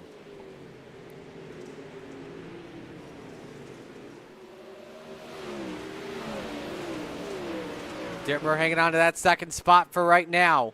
Remember, it's top 5 that can transfer in pending IL If you're more senior, do you maybe let more junior pass because he's looking for points?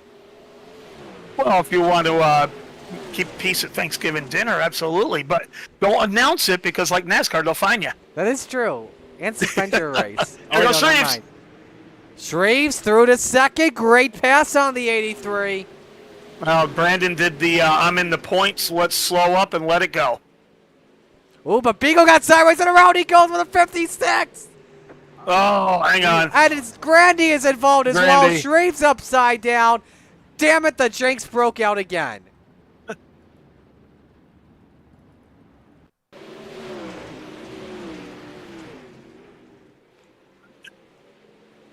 See here, Shreves, yeah, just back in the throne, just comes down into Dittmer. Then we'll ride on both Now. Shreves for the second part of the wreck.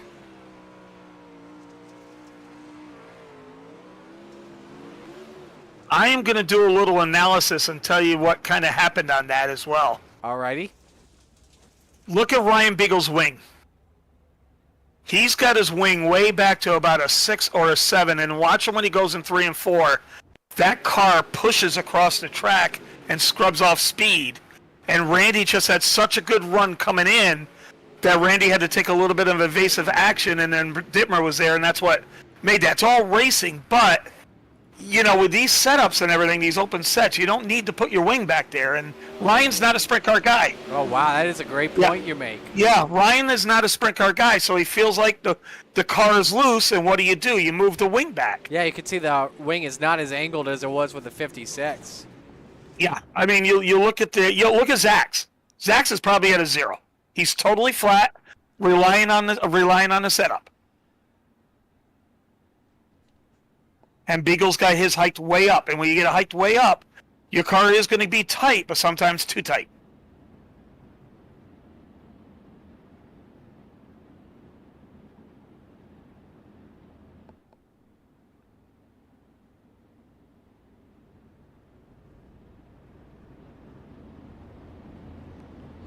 Lights are off.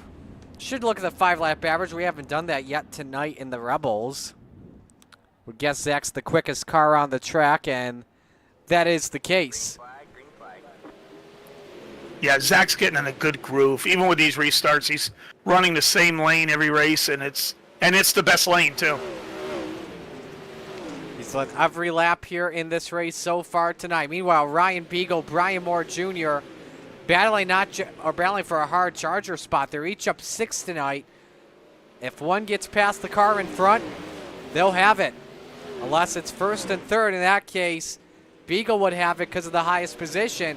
11 laps to go, 10 next time by. Beagle is there on Zach, though, Dean.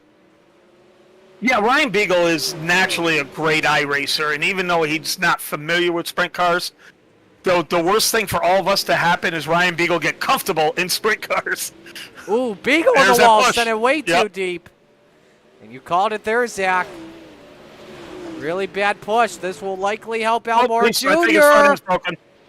Yep. I think Beagle's front end's got a little bit of a damage now. I think you're right on that. Back to fourth he goes. And that 84, he's hanging on for dear life. That's an angry car right now on the track. Yeah, now Shaggy's looking at his relative and everything.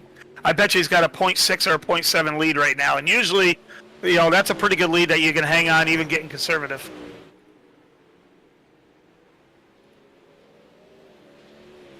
I don't know. People tell me. Well, we're going to do the research here. And the last time that Shaggy won, I believe, in Coast to Coast. He didn't have a beard and I had hair. Probably. Oh, more in the wall. More in the wall. Junior or senior? Whoever was second. Great color That commentary junior. on my part. Huh? The junior, yeah. There was Junior up in the wall. 4 to go, meanwhile, at the line. Last time Shaggy got a win, August 29, 2024 in the Xfinity Series at Atlanta. All that asphalt stuff don't count. Let's get to the dirt. Okay, you want dirt? You want dirt. Oh, my. You got to Give me go the way dirt. back. You got to go Give me the dirt. way back. Cedar Lake on January 17th in the 305 this year.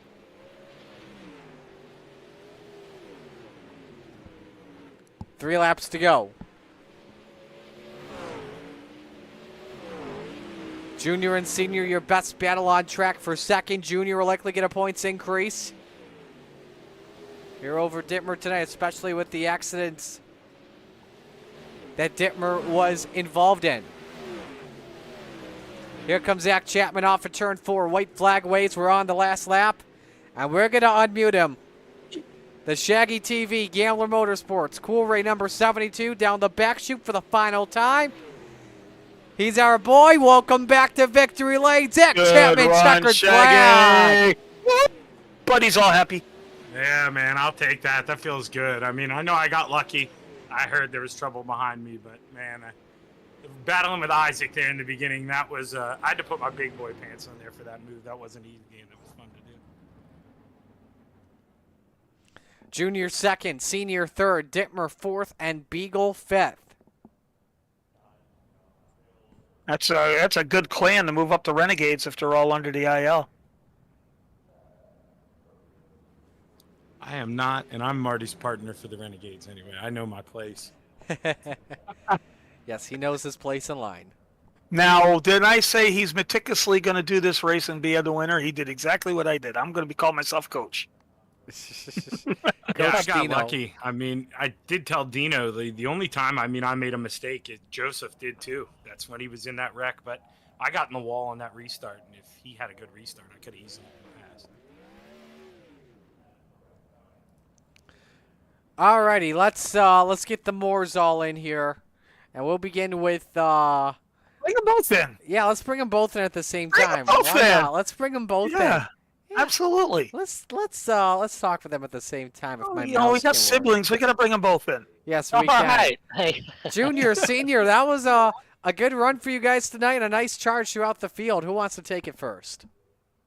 Oh, I guess I will. Man, I was starting to get nervous right there towards the end because I thought, hey, this is the first time we'll get on the podium together. Nice. Good Yeah, deal. I was getting nervous. I was starting to shake real bad. And I thought, man, I can't let Dittmer get by me here. So that's cool. Well, you had a close Glad we- call with Beagle too, senior. Is that who that was? Yeah. So I don't know what happened on the start of that race, but yeah, I sure hate for that to happen, but that was fun. Junior, a nice run for you tonight, and that helps you out with the points too. Yeah, it does. I thought actually he was going to get me there for a minute because I was trying to be on the bottom, but sure enough, I tried to take it wide, a little wider than most people to get a good exit, and he snuck it in there as soon as I did. And then I was stuck on the outside, and sure enough, he pulled it off and ended up right there in front of me when, I tell you what, he hates this track. This is not one of his favorite tracks. It is So- not. And you It's cool somehow to got a see. third out of it. Yeah. Now, guys, there's no I one had a- listening. I had a lot of help to get third. There's no one listening, guys, so you could speak freely. But was there any team orders to get Junior the most points as possible? No. There No, you go. because like I said, or like he said, when he opened up that door and I was behind him, I had to sneak in there real fast because I know what his line in. He goes into the middle to the top, and then he shoots down and comes out on the bottom. But I knew if I could get in there, and I had to show him that I was there, so I had to be up there a little ways. And, man, I drove it in there hard on the bottom just to let him know I was there. And it worked. And I did get by him. And, man, I was not trying to let him get back by me. That's kind of great. yeah, it's teams. I mean, we help each other out with, where you driving, how you driving, and with setups and stuff. But when it comes to the actual race, I think we race each other just as hard as we do anybody else. It was in the back of my mind, to be honest. If it getting down to the last laps and we were right in front, if he was in front of me, I was thinking about dropping a request, but I don't think he would have granted that. Who do you guys want to give shout outs to? Just shout out to my brother Rick and Rona and Jairus and Andy. I want to thank you guys for putting this stuff on and all the work you guys put into this. And we're just glad to be in Coast to Coast Racing League and these guys let us race with them, and they race us as good as they do. That they do. So great job tonight, guys, and best of luck in Renegades. Yeah, thank you. Thanks. Yeah, Thanks, and Marty. I'll talk to you Wednesday night, I'm sure, Senior. All righty. Shaggy, dominant car. Talk me through it. Man, I mean, it was all about, Isaac, he did what he had to do there. He threw that slider back on me, and I got lucky. Look back at the replay. That Joseph left me just enough room. I almost cut him off because, as much as I pick Isaac to win that thing, we all know, man, I don't want to finish second. I really want to get back in victory lane, and it feels good. What was working out for you well tonight? Just that throttle control, and Dino, I owe him big time, and I think he knows that. I've always been one of those people that flirted with moving the wing back, would never go really worse than 4. But man, I left that thing at 0, and boy, she hauled tonight. You got to be a little better with the throttle, but we're big boys. Yeah. We know what we got to do, and at the end of the day, if you can get it done, it sticks up there. And man, I couldn't get full throttle going down the front stretch, but going down the back stretch, I could hammer that thing down, and it flew. Yeah, it took me a long time to get used to a sprint car with the wing flat. I did the same thing, hiked it up. Oh, it feels better, it's tighter. But then I didn't realize how much speed I was scrubbing off. And then you're right, you just got to get learning on the throttle. And, now you just find the happy medium and let her go. Well, Shaggy, I don't know what else to say, man. Just a dominant performance. Who do you want to give shout-outs to? Man, shout-outs to you and Dino. No offense, Dino, but you especially, Marty. You got me started in this thing, and the broadcasting things turned out pretty well for me. So I really appreciate you giving me that chance. Your deal at RSN Trackside, VGN, Cool Ray, Brightbox Electrical, Shaggy TV, and all the guys that put this thing together, man. Jeff Parker, Patrick Spangler, but most of all, man, the Godfather there, Roger Craig. We wouldn't be here without him. Alrighty, man. Well, we'll step aside and go to break. Oh, my wife too. That's close, man. She's right here. Shoot. You got lucky, Zach. Yeah, she's probably right there with a fly swatter ready to smack you. If I went to break, I bet you some papers would already be filled out. Yeah, I could see the smirk. So I was like, "What did I do?" And then I was like, "Oh man." So, alrighty, let's step aside. Let's take a break. Renegades coming up next on Coast to Coast Racing Network.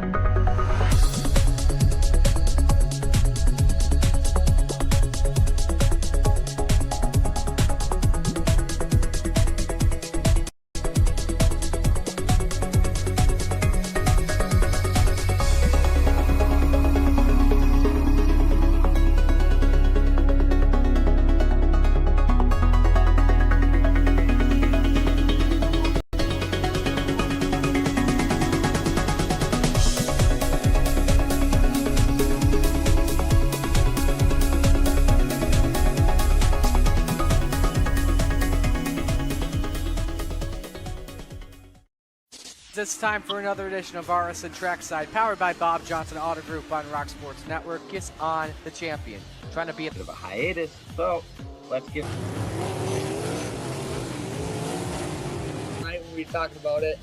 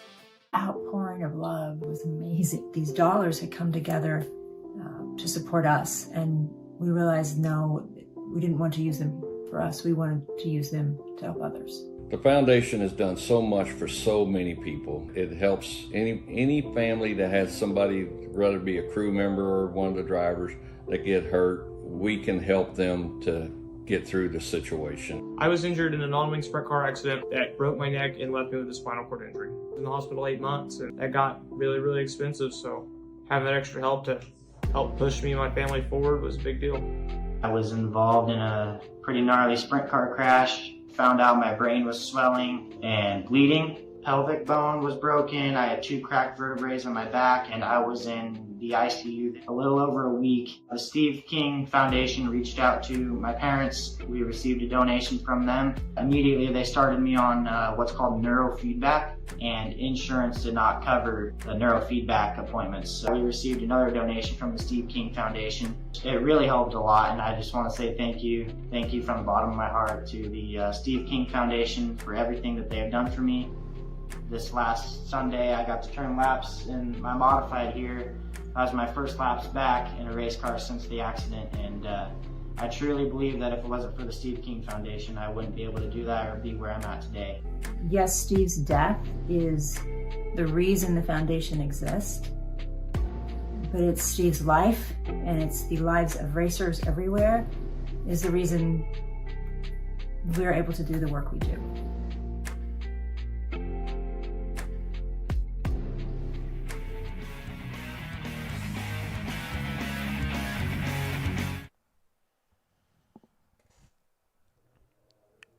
Under the lights here at the Wheat Sports Speedway, and hey, I can see my seat from right up there. So, it's getting set to go here for Renegades and the Coast to Coast Racing Network. Welcome back, everyone. Marty Scala alongside Zach Chapman and Dean Reynolds with you.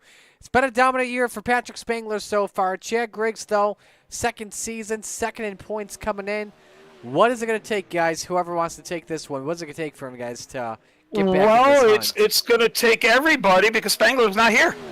That is true. Spangler Yeah, because they were asking, we have an internal chat, they were asking for an admin tonight, and usually Spangler's the admin. So either he's popping out another baby or he's got other things to do. He may be on baby watch tonight. Again. Yeah, it could be. Yeah, it could be. So that'll be both his drops. So he's got to be perfect from here on out. Well, we're ready to go for qualifying for our Renegades. First driver out on the racetrack is Canada Connor Ross in car number 35. The Petro Plus Pesky Penguin machine.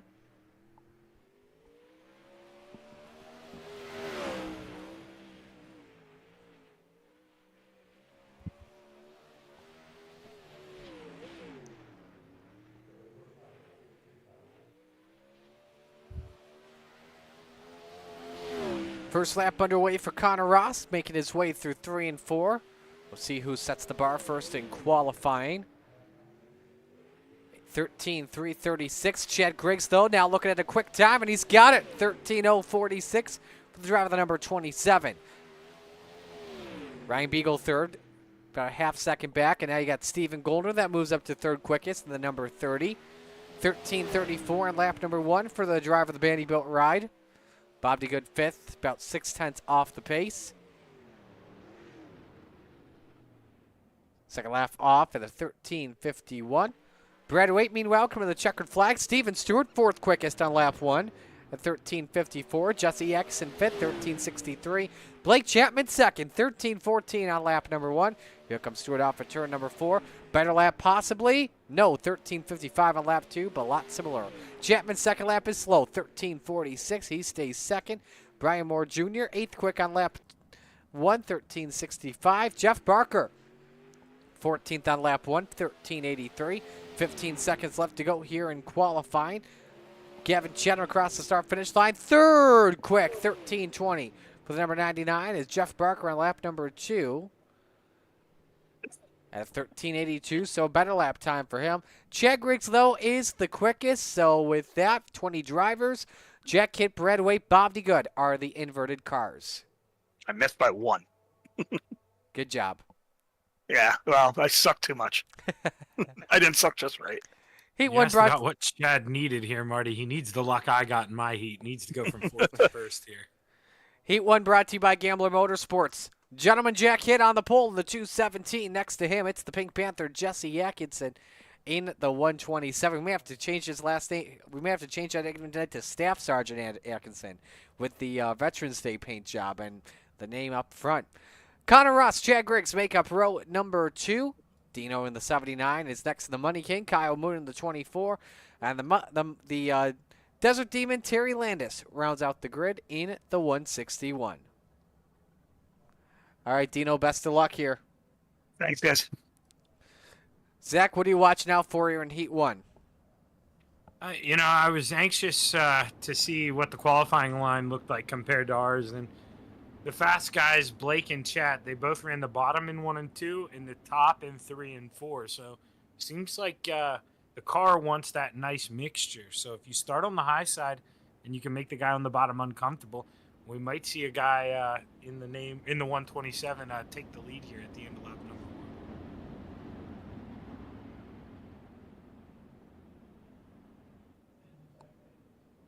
1. Green flag. Green Winner flag. starts on the pole tonight. We're green for Heat 1.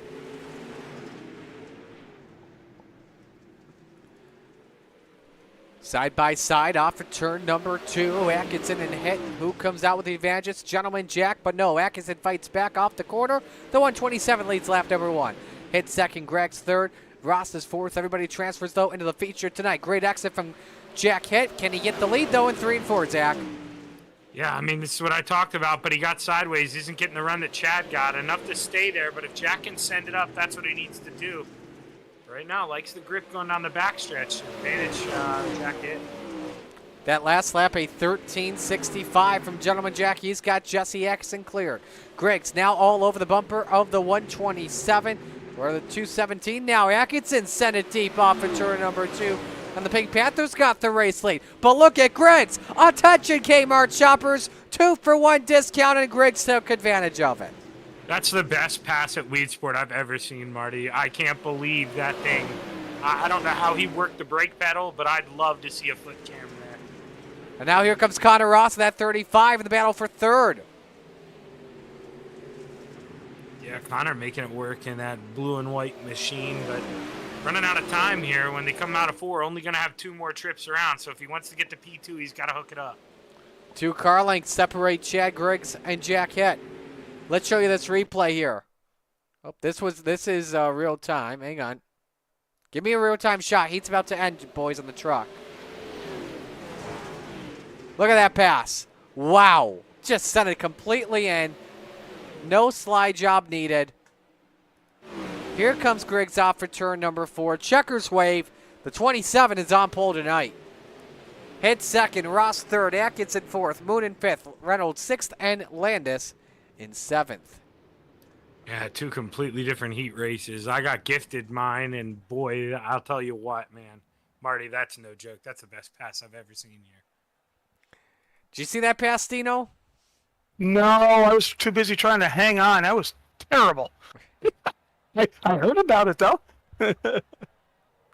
Heat 2 brought to you by Regency Home Inspection. And it's Brad Wade on the pole, the 814. Next to him, the big dog, Ryan Beagle in the 84. Row 2, Stephen Goldner in the 30. And the salesman, Blake Chapman in the 20. Row number 3, the Bandy Built Master, Jesse Bandy in the 49. And Brian Moore Sr. in the 558. Final car on the grid in car number 78. That's Jack Clevenger. It's like some new paint for Mr. Waite. Yeah. I don't know why, but I'm getting Justin Peck vibes off of this. You know, the well, Pella. former the Justin Pella. Peck. Now it stays in Pursley. Yes, yes. And I'm referring to the Pella Windows scheme. Yeah, yep. Back at That Knoxville. Pella factory is, there's one right down the road from my house.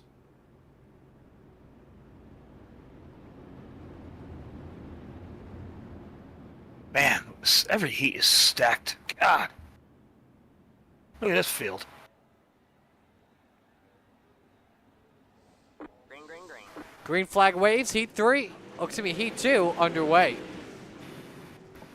Man, look at the big dog shaking the rust off. Did you see him get aggressive going into turn Yeah. one? Not give a lot of room. What a That's great a big boy move. Oh, look out. Oh, my goodness. Steven Goldner.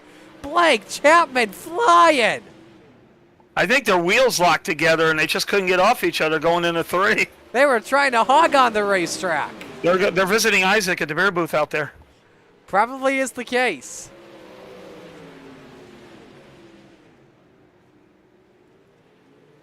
Jesse Bandy third, Brian Moore Sr. fourth, Jack Clevenger fifth. Let's get you another look at that shot. This is what happened between the two. Yeah, they were just going for the same piece of real estate. And man, look at the airtime both of them take. Yeah, I mean, it was one of them. Dean said what I said would say perfectly there. I mean, Blake wants that to work, but not really a lot of room. And, you know, a late move on the high side, you got to know that Steven's probably going to throw it up there. Well, with Spangler not here, that's what Blake probably didn't want to see happen. Second place, Beagle and Bandy. Yes, good race. Yes, great exit by the big dog off for 2. Moore Sr. trying to close into this melee. Meanwhile, Brad Waite with a big lead, 1.5 seconds on Ryan Beagle. Great start tonight for the man in the Inferno Motorsports ride. Yeah, I mean, Dean said it eloquently before. Clean air is king. You get out front, you just get the coast, and the car handles so much better. Final lap here underway. Good battle for second, Beagle and Bandy. Good battle for fourth, Brian Moore Sr., Jack Clevenger. But through 3 and 4, it's B-Rad Waite dominating this heat. Waite wins heat 2. Beagle second, Bandy third, Moore fourth, Clevenger fifth, Goldner sixth, and Chapman seventh. Yeah, Brad looked like Shaggy in his feature. He was just so smooth. The car was straight. Very confident looking.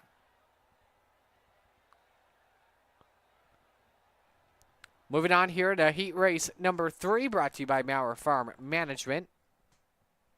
And on the pole, it's Bob DeGood in car number 7. Next to him, Brian Moore Jr. in the 9. Row number 2, Steven Stewart in the 29, and Gavin Chatham in the 99. Row 3, the Brood to Beast, Jeff Barker in the 513, and Barry Goldner in the 36.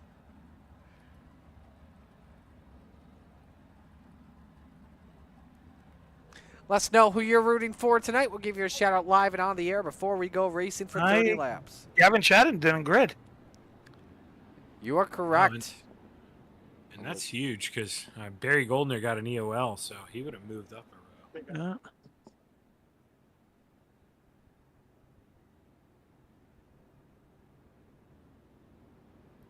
Brian Moore Jr. all by myself on the outside. Yes, he is.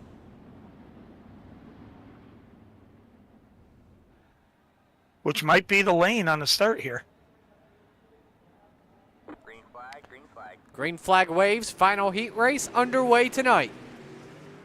Looked like he might have got into the wall a little bit there and lost some momentum. Yeah, I wonder if maybe he drifted ahead of the 7 there for a little bit and was worried, so he made sure to let him give it up. DeGood leads lap 1. Stewart second. Moore Jr. third. Barker fourth. That's the best race on the track. Moore Jr. just opened up the door for the Brewer to Beast. Barker trying to take advantage of this, guys. Yeah, really surprised because Junior was, feeling himself in the B race, but right now just a different track. Transition's a little different. And just not as fast as he was there in the Rebels. Yeah, this track's a lot more technical than the Rebels track. Man, what a send from Bob DeGood, and he's the race leader. May have been too much of a send. Steven Stewart. Hang on, Fred. Steven exploring all the options right now. I think they may actually give DeGood the quickest lap of this race. Nope, it did not. DeGood actually picked up a 10th and a half there, guys. I mean, he's sending it in there. He feels the pressure from behind, but being cautious there in 3 and 4, this could hurt him because now you see Steven with a big run, but he gets in the wall. Winner starts third in tonight's feature. Driver that finishes second starts in sixth. So regardless, both drivers are getting really good starting spots here. 2 to go in this heat.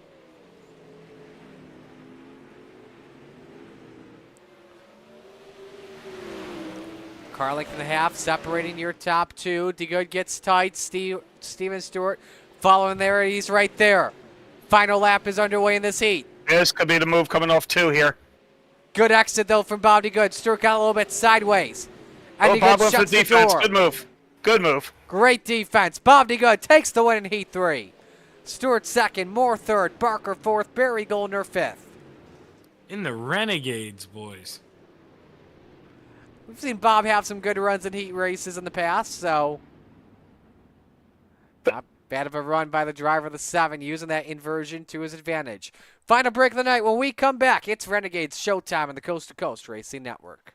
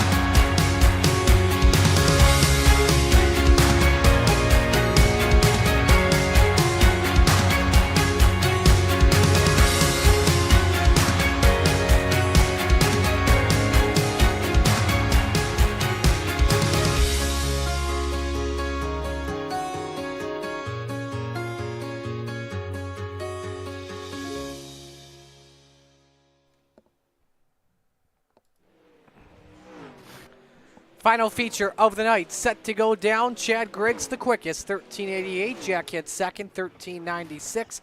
Blake Chapman third, 1399. Stephen Goldner fourth at a 14 even. And Connor Ross fifth at a 1408.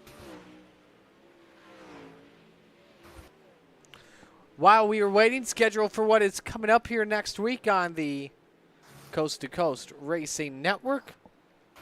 Not going to want to miss out on all the action here. Tomorrow night is retreads at Eldora and Charlotte for 360s and pickups. Shaggy will have the call there then. Hometown Heroes Wednesday night at Eldora Speedway for 360s and 410s. That'll begin at 7:45 with Shaggy on the call. Thursday night Thunder, small blocks and big blocks at Cedar Lake. Shaggy will be back at 7 o'clock. I will be back with you next Monday for Epilepsy Awareness Night as our open 358s Rebels and Renegades attack Lernerville. And so it was actually not Knoxville. It's Lernerville next week. And our championship race will go down at Knoxville, I believe. We'll have to double check on that. If not, championship race will be at Charlotte. So, alrighty. Veterans Day set to wrap up. Let's meet the field here and give you the RSN trackside starting lineup. On the pole, Chad Griggs in the 27. Next to him, Brad Waite in the 814. Row number 2, Bob DeGood in the 7. And Gentleman Jack Hitt in the 217. Row 3, the big dog, Ryan Beagle in the 84. And Steven Stewart in the 29. Row 4, Canada Connor Ross, the 35. And the Bandyboat Master, Jesse Bandy in the 49. Rounding out the top 10, Brian Moore Jr. in the 09. And the Pink Panther, Jesse Atkinson in the 127. Row 6, Brian Moore Sr. in the 558. And the Bird to Beast, Jeff Barker in the 513. Row 7, the Money King, Kyle Moon in the 24. And Jack Clevenger in the 78. Row 8, Barry Goldner in the 36. And Dean Reynolds in the 79. Row number 9, the Salesman, Blake Chapman in the 20. And Gavin Chatham in the 99. Final car on the grid tonight, the Desert Demon, Terry Landis, the 161, and Stephen Goldner in the 30. Picks to win tonight. Give me Chad Griggs from the pole. Dino? Ugh. Brad Waite and the hard charger, either Blake Chapman or Kevin Chatham, because they're starting behind me. I'm going to latch onto them as they blow by me and try to go to the front. Zach? Man, it's not going to be easy, but Bandy's going to right the ship tonight. Sounds like a plan. All right, guys. Set to go to business. Dean, best of luck. Thank you.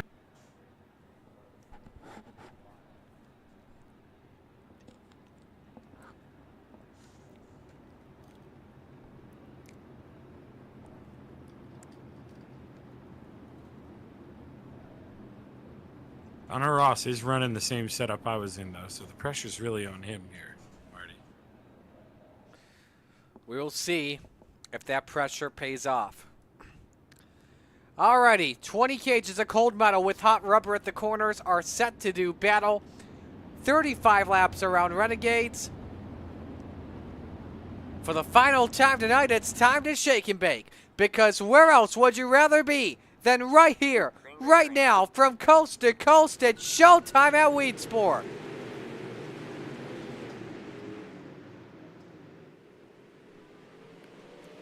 Great start from Chad Griggs off in turn number 2. Bob DeGood battles Brad Waite for the second position. Will it pay off as Griggs leads lap 1? DeGood moves up to P2 past the 8:14, Zach. Dude, that Valvoline machine is hanging on there in the bottom. There's still some grip down there. Bob's doing a good job of finding it. They're side by side all around this racetrack. Waite up to second, DeGood down to third. Jack hit up to fourth. Here comes Jesse Bandy around the outside, moving for fifth past Steven Stewart. And Chad Griggs is gone, Marty. My goodness, look at that lead already. 2 seconds on Brad Waite.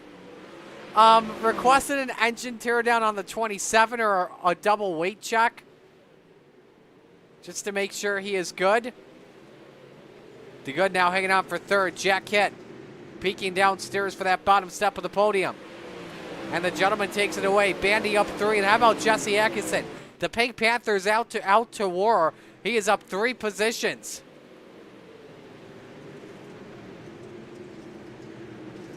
It's unbelievable. Chad Griggs, man, he is beating down the wall in 3 and 4. Like, you can see his tire mark out there in the Hershey Kisses. No one else getting anywhere close to that but Stephen Goldner back way in the field. Chad is in a whole new zone. He gained 3 tenths on Brad Waite that last lap.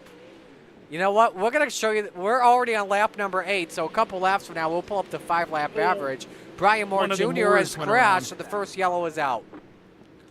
And let's take a look at that 5-lap average anyway. Look at that. I have never seen a bigger gap like that. No, and I mean, open setups, yeah, so what? That's unbelievable. He's in his own zip code. Brian Moore Jr. caused the first yellow. Ooh, checked up. There was some contact with Dean Reynolds. Oh my, what a save from the 79. Take you on board with Terry Landis. Remember, start last in this feature.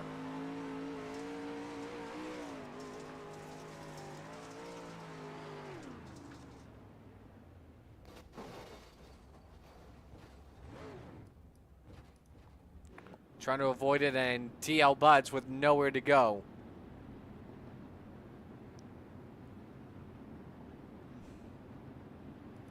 But what a start for Griggs in that 27. Now we'll have a double file restart. Waite stays in second, but now you got Jack Hitt up in the 3rd spot. Yeah, and Bob DeGood now, he'll have to be to his outside, and we know he's been running the bottom, so this is a real test for that 7. If he wants to stay in the top 5, he's going to have to work because Jesse Bandy's coming.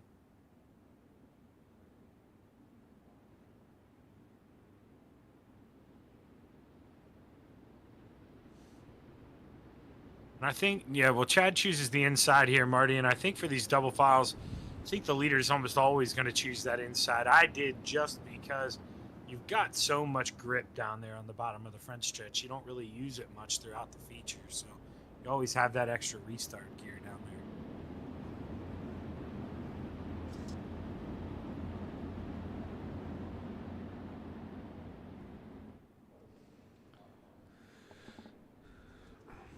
Green flag is out. Back underway. Oh, we got trouble mid-pack. Ryan Beagle got really sideways, and now in front, Atkinson gets sideways. Connor Ross to the wall. Kyle Moonen goes yard sailing, and we're back to caution. Cautions breed cautions. You could just have a feeling that was coming. Watch Beagle first in the 84. Look how sideways he gets. Great save by him. Then Atkinson just loses in the center of the corner. Separate accident too. Connor Ross in the wall. I'm hearing Dean's in-car could be pretty interesting here, Marty. Alrighty. We'll run on board in just a moment.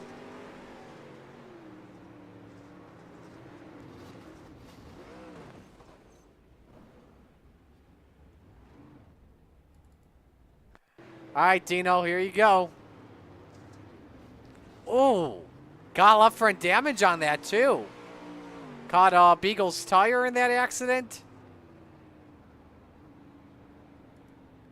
Good call, Zach, but that was probably a good call from Dean too. Yeah, it seems like the left front maybe towed out a little bit. I can't tell, but he definitely got a little bit of damage.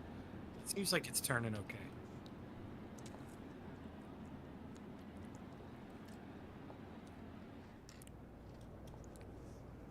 See here.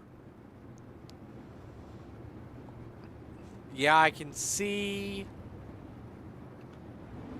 tiny bit, but that car otherwise looks to be fine. Yeah, and if anything, I think it, bent it out like a V. I truly think that may help a little bit. It's not like it's bent in. It's not going to tighten him up. So, see what he's got.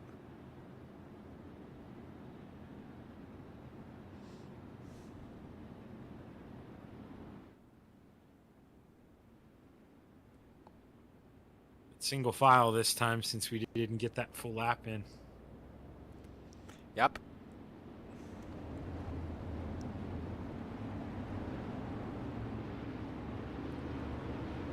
Here we come for the restart. 9 laps complete. Green flag, green flag. So Greg's hold serve. Jack Hitt looking for a runoff at turn number 2. Pulls up to Brad Waite there wing to wing for the runner-up spot. The gentleman takes the spot away from Waite. The high side's working. We're at the right time here, Zach. Yeah, I think Jack's going to be one of those guys. He loves to rip it down, and when he sees how high Chad is, he's following him now. Now we got 2 sets up there, and Jack will go up there and flirt with it. Bandy now following as well. Man, he nearly biked it going into turn number 1. Can the Bandyville Master grab the 3rd spot?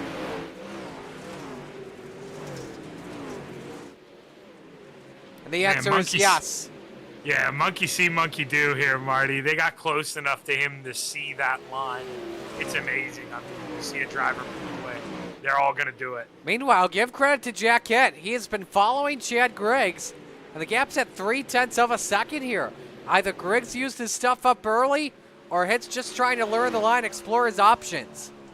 Oh, Griggs in the wall, though. Hitt catches a 27. Great save by the 2. That nearly turned out ugly, Zach.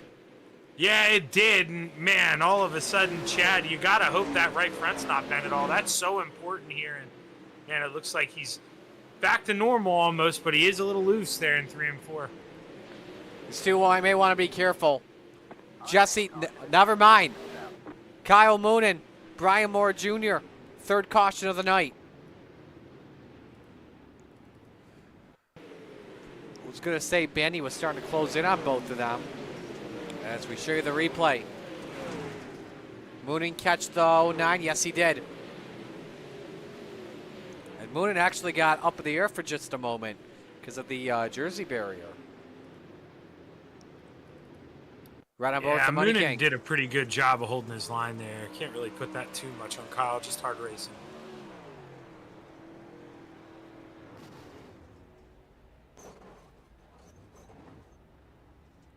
Just a slight wall bounce there.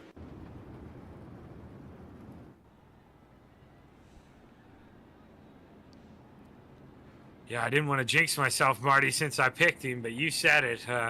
Andy, he is on the move, and after that little mess up there from Chad, he was reeling those front two in. You can see Hit clearly the better car on the racetrack, but Bandy is the second fastest car out there. Right now, Connor Ross is matching Chad Griggs' pace. Ross is in P7. Blake 17th up to 10th, so he's trying to move up.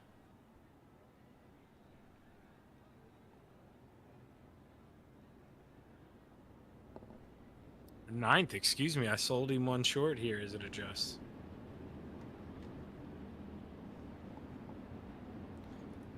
Gonna watch this restart. We haven't done it yet tonight. We're gonna watch this restart from the Chapman Racing drone. Griggs leads, Hit second, Bandy third, Waite fourth, Stewart fifth, DeGood sixth, Ross seventh, Atkinson eighth, Blake Chapman, Gavin Chatham round out the top 10. Those final two up 8 spots from the drop of the green flag. Green, green, green. Griggs stays low. Hit keeps her up top. And that is how he got second from Waite that last time by. But here comes Bandy underneath. Up the hill goes the 49 for just a moment.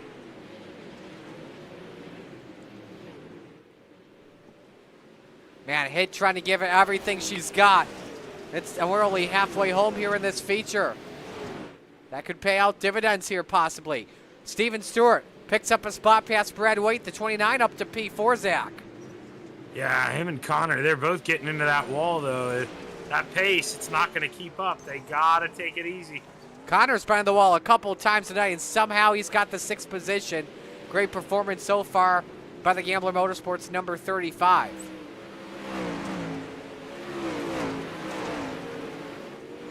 Ah, Steven in the wall once again. That may be worse. Connor, oh, Connor up on his side. No caution flag yet. Car comes to a stop. I think he got that car towed out in time. Yes, he did. So we stay green. A rough break for the 35. And there it is once again. That damn jinx breaks out. Yeah, I mean, he had the door was open and then it wasn't. Tough break there. It's allowed Bob DeGood to move up to 6, but this front four better be careful. We've got over 10 laps to go. Blake Chapman's up to 5th. Unbelievable. Absolutely unbelievable. What a charge he has had tonight in a time where he desperately needs one with no Patrick Spangler here. Yeah, Brad's a tough guy to pass. If he can get to 3rd, or to 4th, excuse me, and this caution come out, man, it's going to be tough to hold him off. Meanwhile, Chad Griggs is your race leader. We're coming to 10 to go this time by, and he's already in some lap traffic. That's Barry Goldner in the 36. He puts a lap down. 10 laps to go. 1.7 second lead over Jack Hinn, the 217. Believe a second place finish for Jack would be his best Renegades finish ever. Yeah, and this is an impressive field to do it in here. And there for a while, he's all over Chad, but just here at the end, starting to run out of options. And Hit's 12th in points coming on into the night, but now he's got another driver that's very fast this evening. Jesse Bandy in the 49. Let's pull up the 5-lap average once again. Who is the best car on the racetrack? 4th place, Blake Chapman, as well as the leader, Chad Griggs. And Chad, you know, I mean, he's been running in that line all by himself so much higher than everyone else that lap traffic not really an issue. Nobody else willing to flirt with the high side right now. It's so dangerous. So Bandy, by the way, pass Hit for 2nd. If Jack can finish 3rd, it'd be his 3rd ever podium with the Renegades. Last time he did it was back in May at Lernerville. Also did it April of 23 at Port Royal Speedway in that crazy race we had. He better go. The 20's coming. Ooh, looking underneath for 2nd. Bandy's got him clear. 5 laps to go. The lead for Chad, 3.3 seconds. Biggest that we have seen in this run. And just continues to rip the lip. And now we watch the race for 2nd. Blake has tantalizingly closed his way in on the podium. Is he low for third? He's trying to get there. Wing to wing into turn 3. 3 laps to go. Chapman, contact with hit. The 217 in the wall. And the 20 moves up to third. Yeah, I think Jack was a little shocked. He looks down to his left, sees Blake there, gets in the wall a little bit. And now Bandy, he's maybe playing it a little too safe here with Terry Landis in front. Ooh, hang on, that's tight. 2 laps to go. Yeah, Bandy, Terry's Blake's teammate, so he wasn't going to make that too hard. Bandy opens up the door for Blake Chapman. Good battle for second spot, breaks out. White flag waves, 1 lap to go. We're watching this one very closely. Chapman and Bandy side by side to 1 and 2. Bandy clips the wall, but out in front, a dominant night for the Scott Thomason Racing 27. Chad Griggs, second win of the season. Blake Chapman, what a drive from 17th to 2nd. Bandy is 3rd, hit 4th, and Gavin Chatham also with a brilliant ride from 18th to 5th. I don't know what I just saw.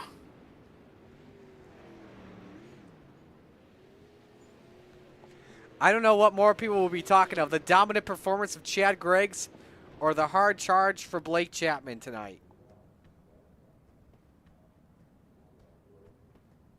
Yeah, both things, I mean, absolutely ridiculous. I mean, with all the cautions for Chad to still walk out and win by 3.5 seconds. Crazy. And then Blake Chapman, you know, not a lot of guys wrecking in front of him. It wasn't like the other races where you kind of got lucky and moved up spots.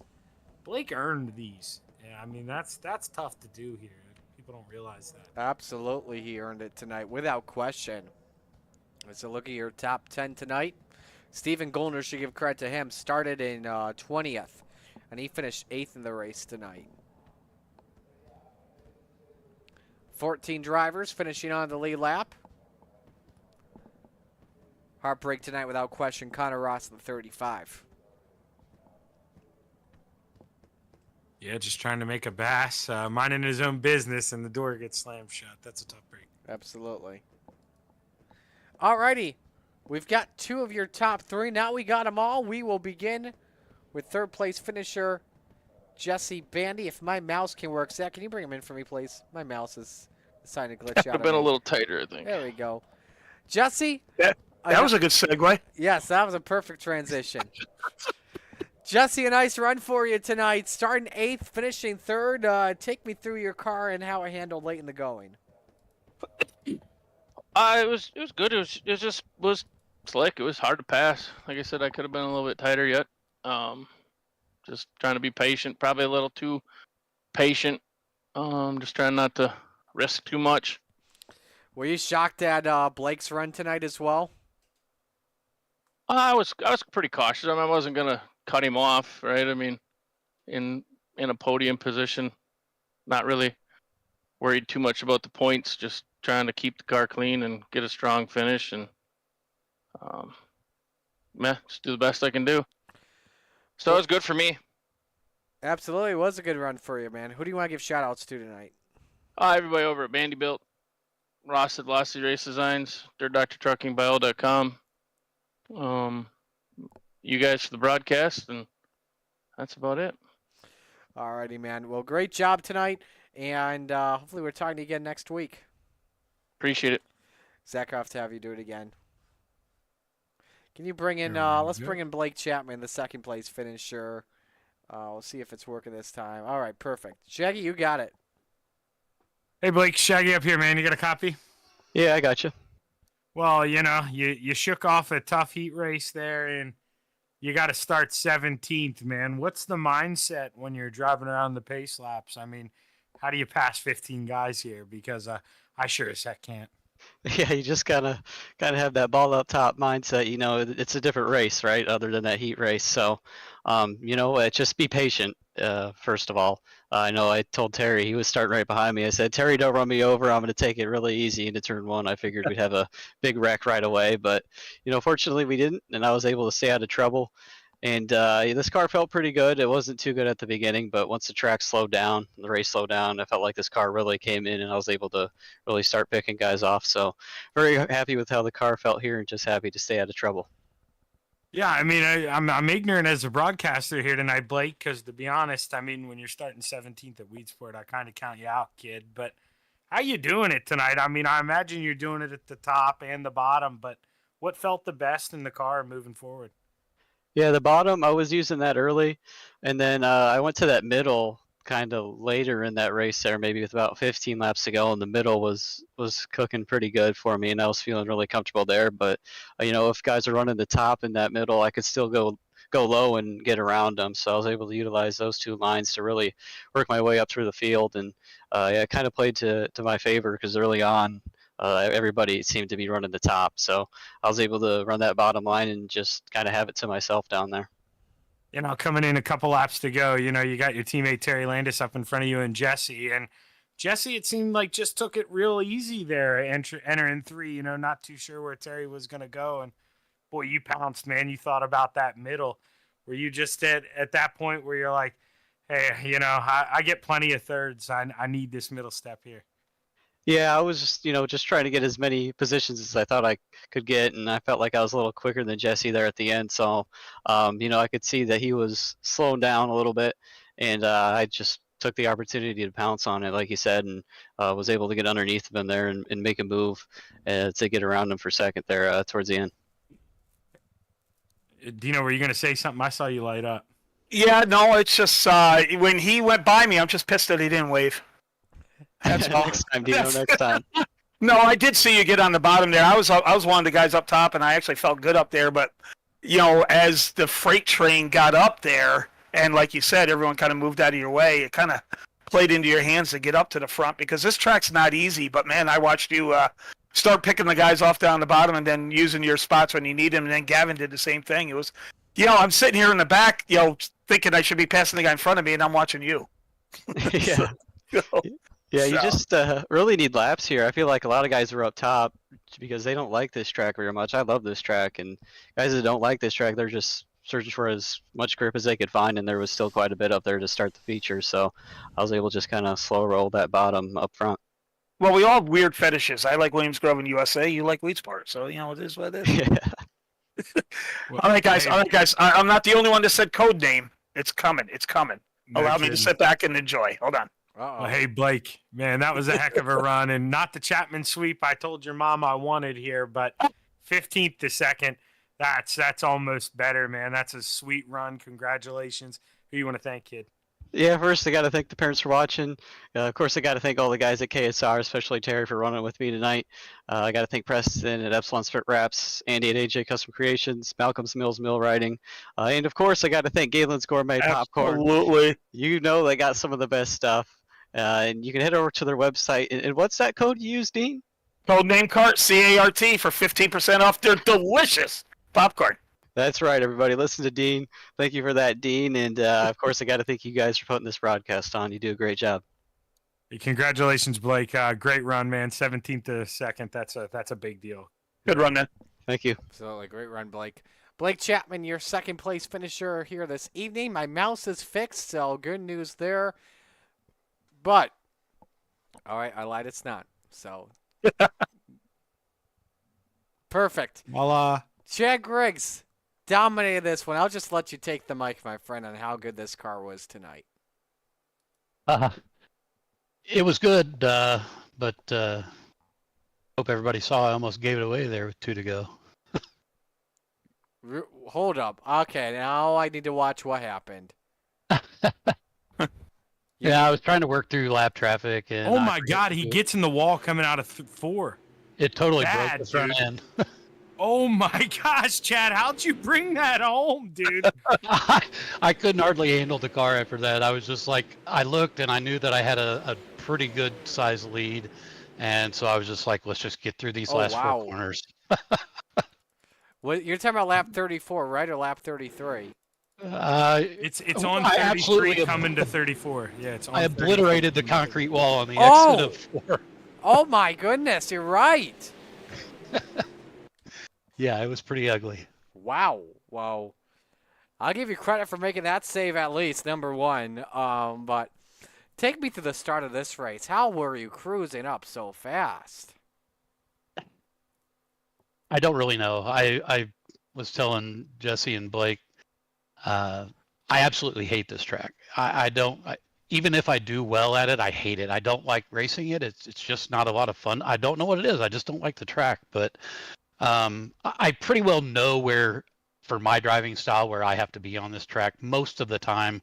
For a feature, I need to be down low in 1 and 2 and hug that as best I can, and then I really just got to beat the wall down in 3 and 4 until it gets too far up on it. But and it did work its way there. The 3 and 4 got pretty darn close, and it sucked me in one time there, about halfway into the race or so. Well, Chad, if you hate this track, why'd you let us race on it last night? Well, that's a have-to-do deal because of, following the Pro Series. But yeah, I want to thank you for getting my teeth kicked in and bringing me back to normalcy. My God, I told these guys last night there was 28 cars there. I timed 27th out of 28. I got to know my role. But it was still a lot of fun, though. Yeah, but I mean, I like running with guys that are faster than me too, and that's how you get better. If I wasn't the one hosting that league, I would love to be out there running with them. I get better by running with people that are faster than me. So. Yeah, no, this is true. But thank you for the opportunity. Yep, not a problem. Chad, you got Lernerville next week. You're going to Patrick Spangler's home track. What do you expect going in?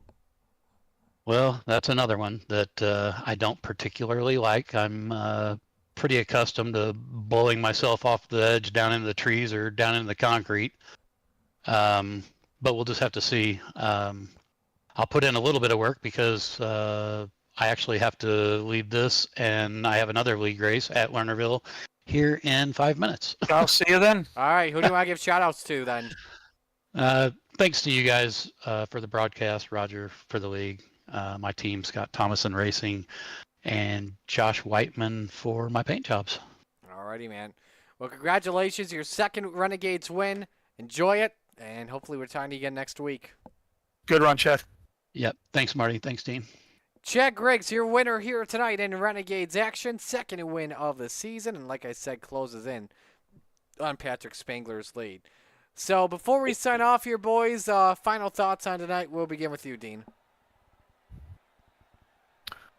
Well, it was a good night. Weedsport, we always cringe to go into Weedsport, but I think they gave us some good racing, and sounds like I can't wait to go back to watch the Renegades. I had my own good battle right there in the middle. It was a lot of fun. Guys really racing clean with a lot of respect, and it was a lot of fun there. But, I think overall it was a good night. And, congratulations to Shaggy and getting his win. I could tell by the way he's talking to you, it means a lot to him, and that's really cool. And congratulations to my team for the sweep in the 358s. And I don't know if anyone's met Chad Griggs. I got the pleasure of meeting him 2 years ago in Knoxville. And when you meet him, you instantly got to root for him. Just a nice guy. Very, very calm, takes everything matter of fact. And, when he wins, he earns it. And he's a tough guy to beat. So overall, a really good night for Coast to Coast. Zach? Yeah, well, I appreciate that, Dino, and that definitely, man, that it meant a lot to me to win tonight. It feels good to be up here in the booth, and when I say something, be able to back it up out there on the track every now and then. Not the strongest field, but got to take the ones that are given to you. But, man, onto this race, Lord help everyone else when Chad Griggs gets to a track he likes, because if he wins by 3.5 seconds at tracks he hates, oh, man. So that will do it here for us tonight. Thanks for joining us on your Monday night. And once again, hope all of our veterans had a great Remembrance Day out there. We will talk to you next week for Epilepsy Awareness Night. I'm Matt Freeland with the Coast to Coast Racing League. All the fine drivers and sponsors, Roger Craig and his great group of admins. They're Dean Reynolds and Zach Chapman. I'm Marty Sakala saying so long tonight. Your winners here in Coast to Coast Racing League action. We had Anthony Morano in Open 358s, as well as Zach Chapman Rebels and Chad Griggs and Renegades. So long, everyone.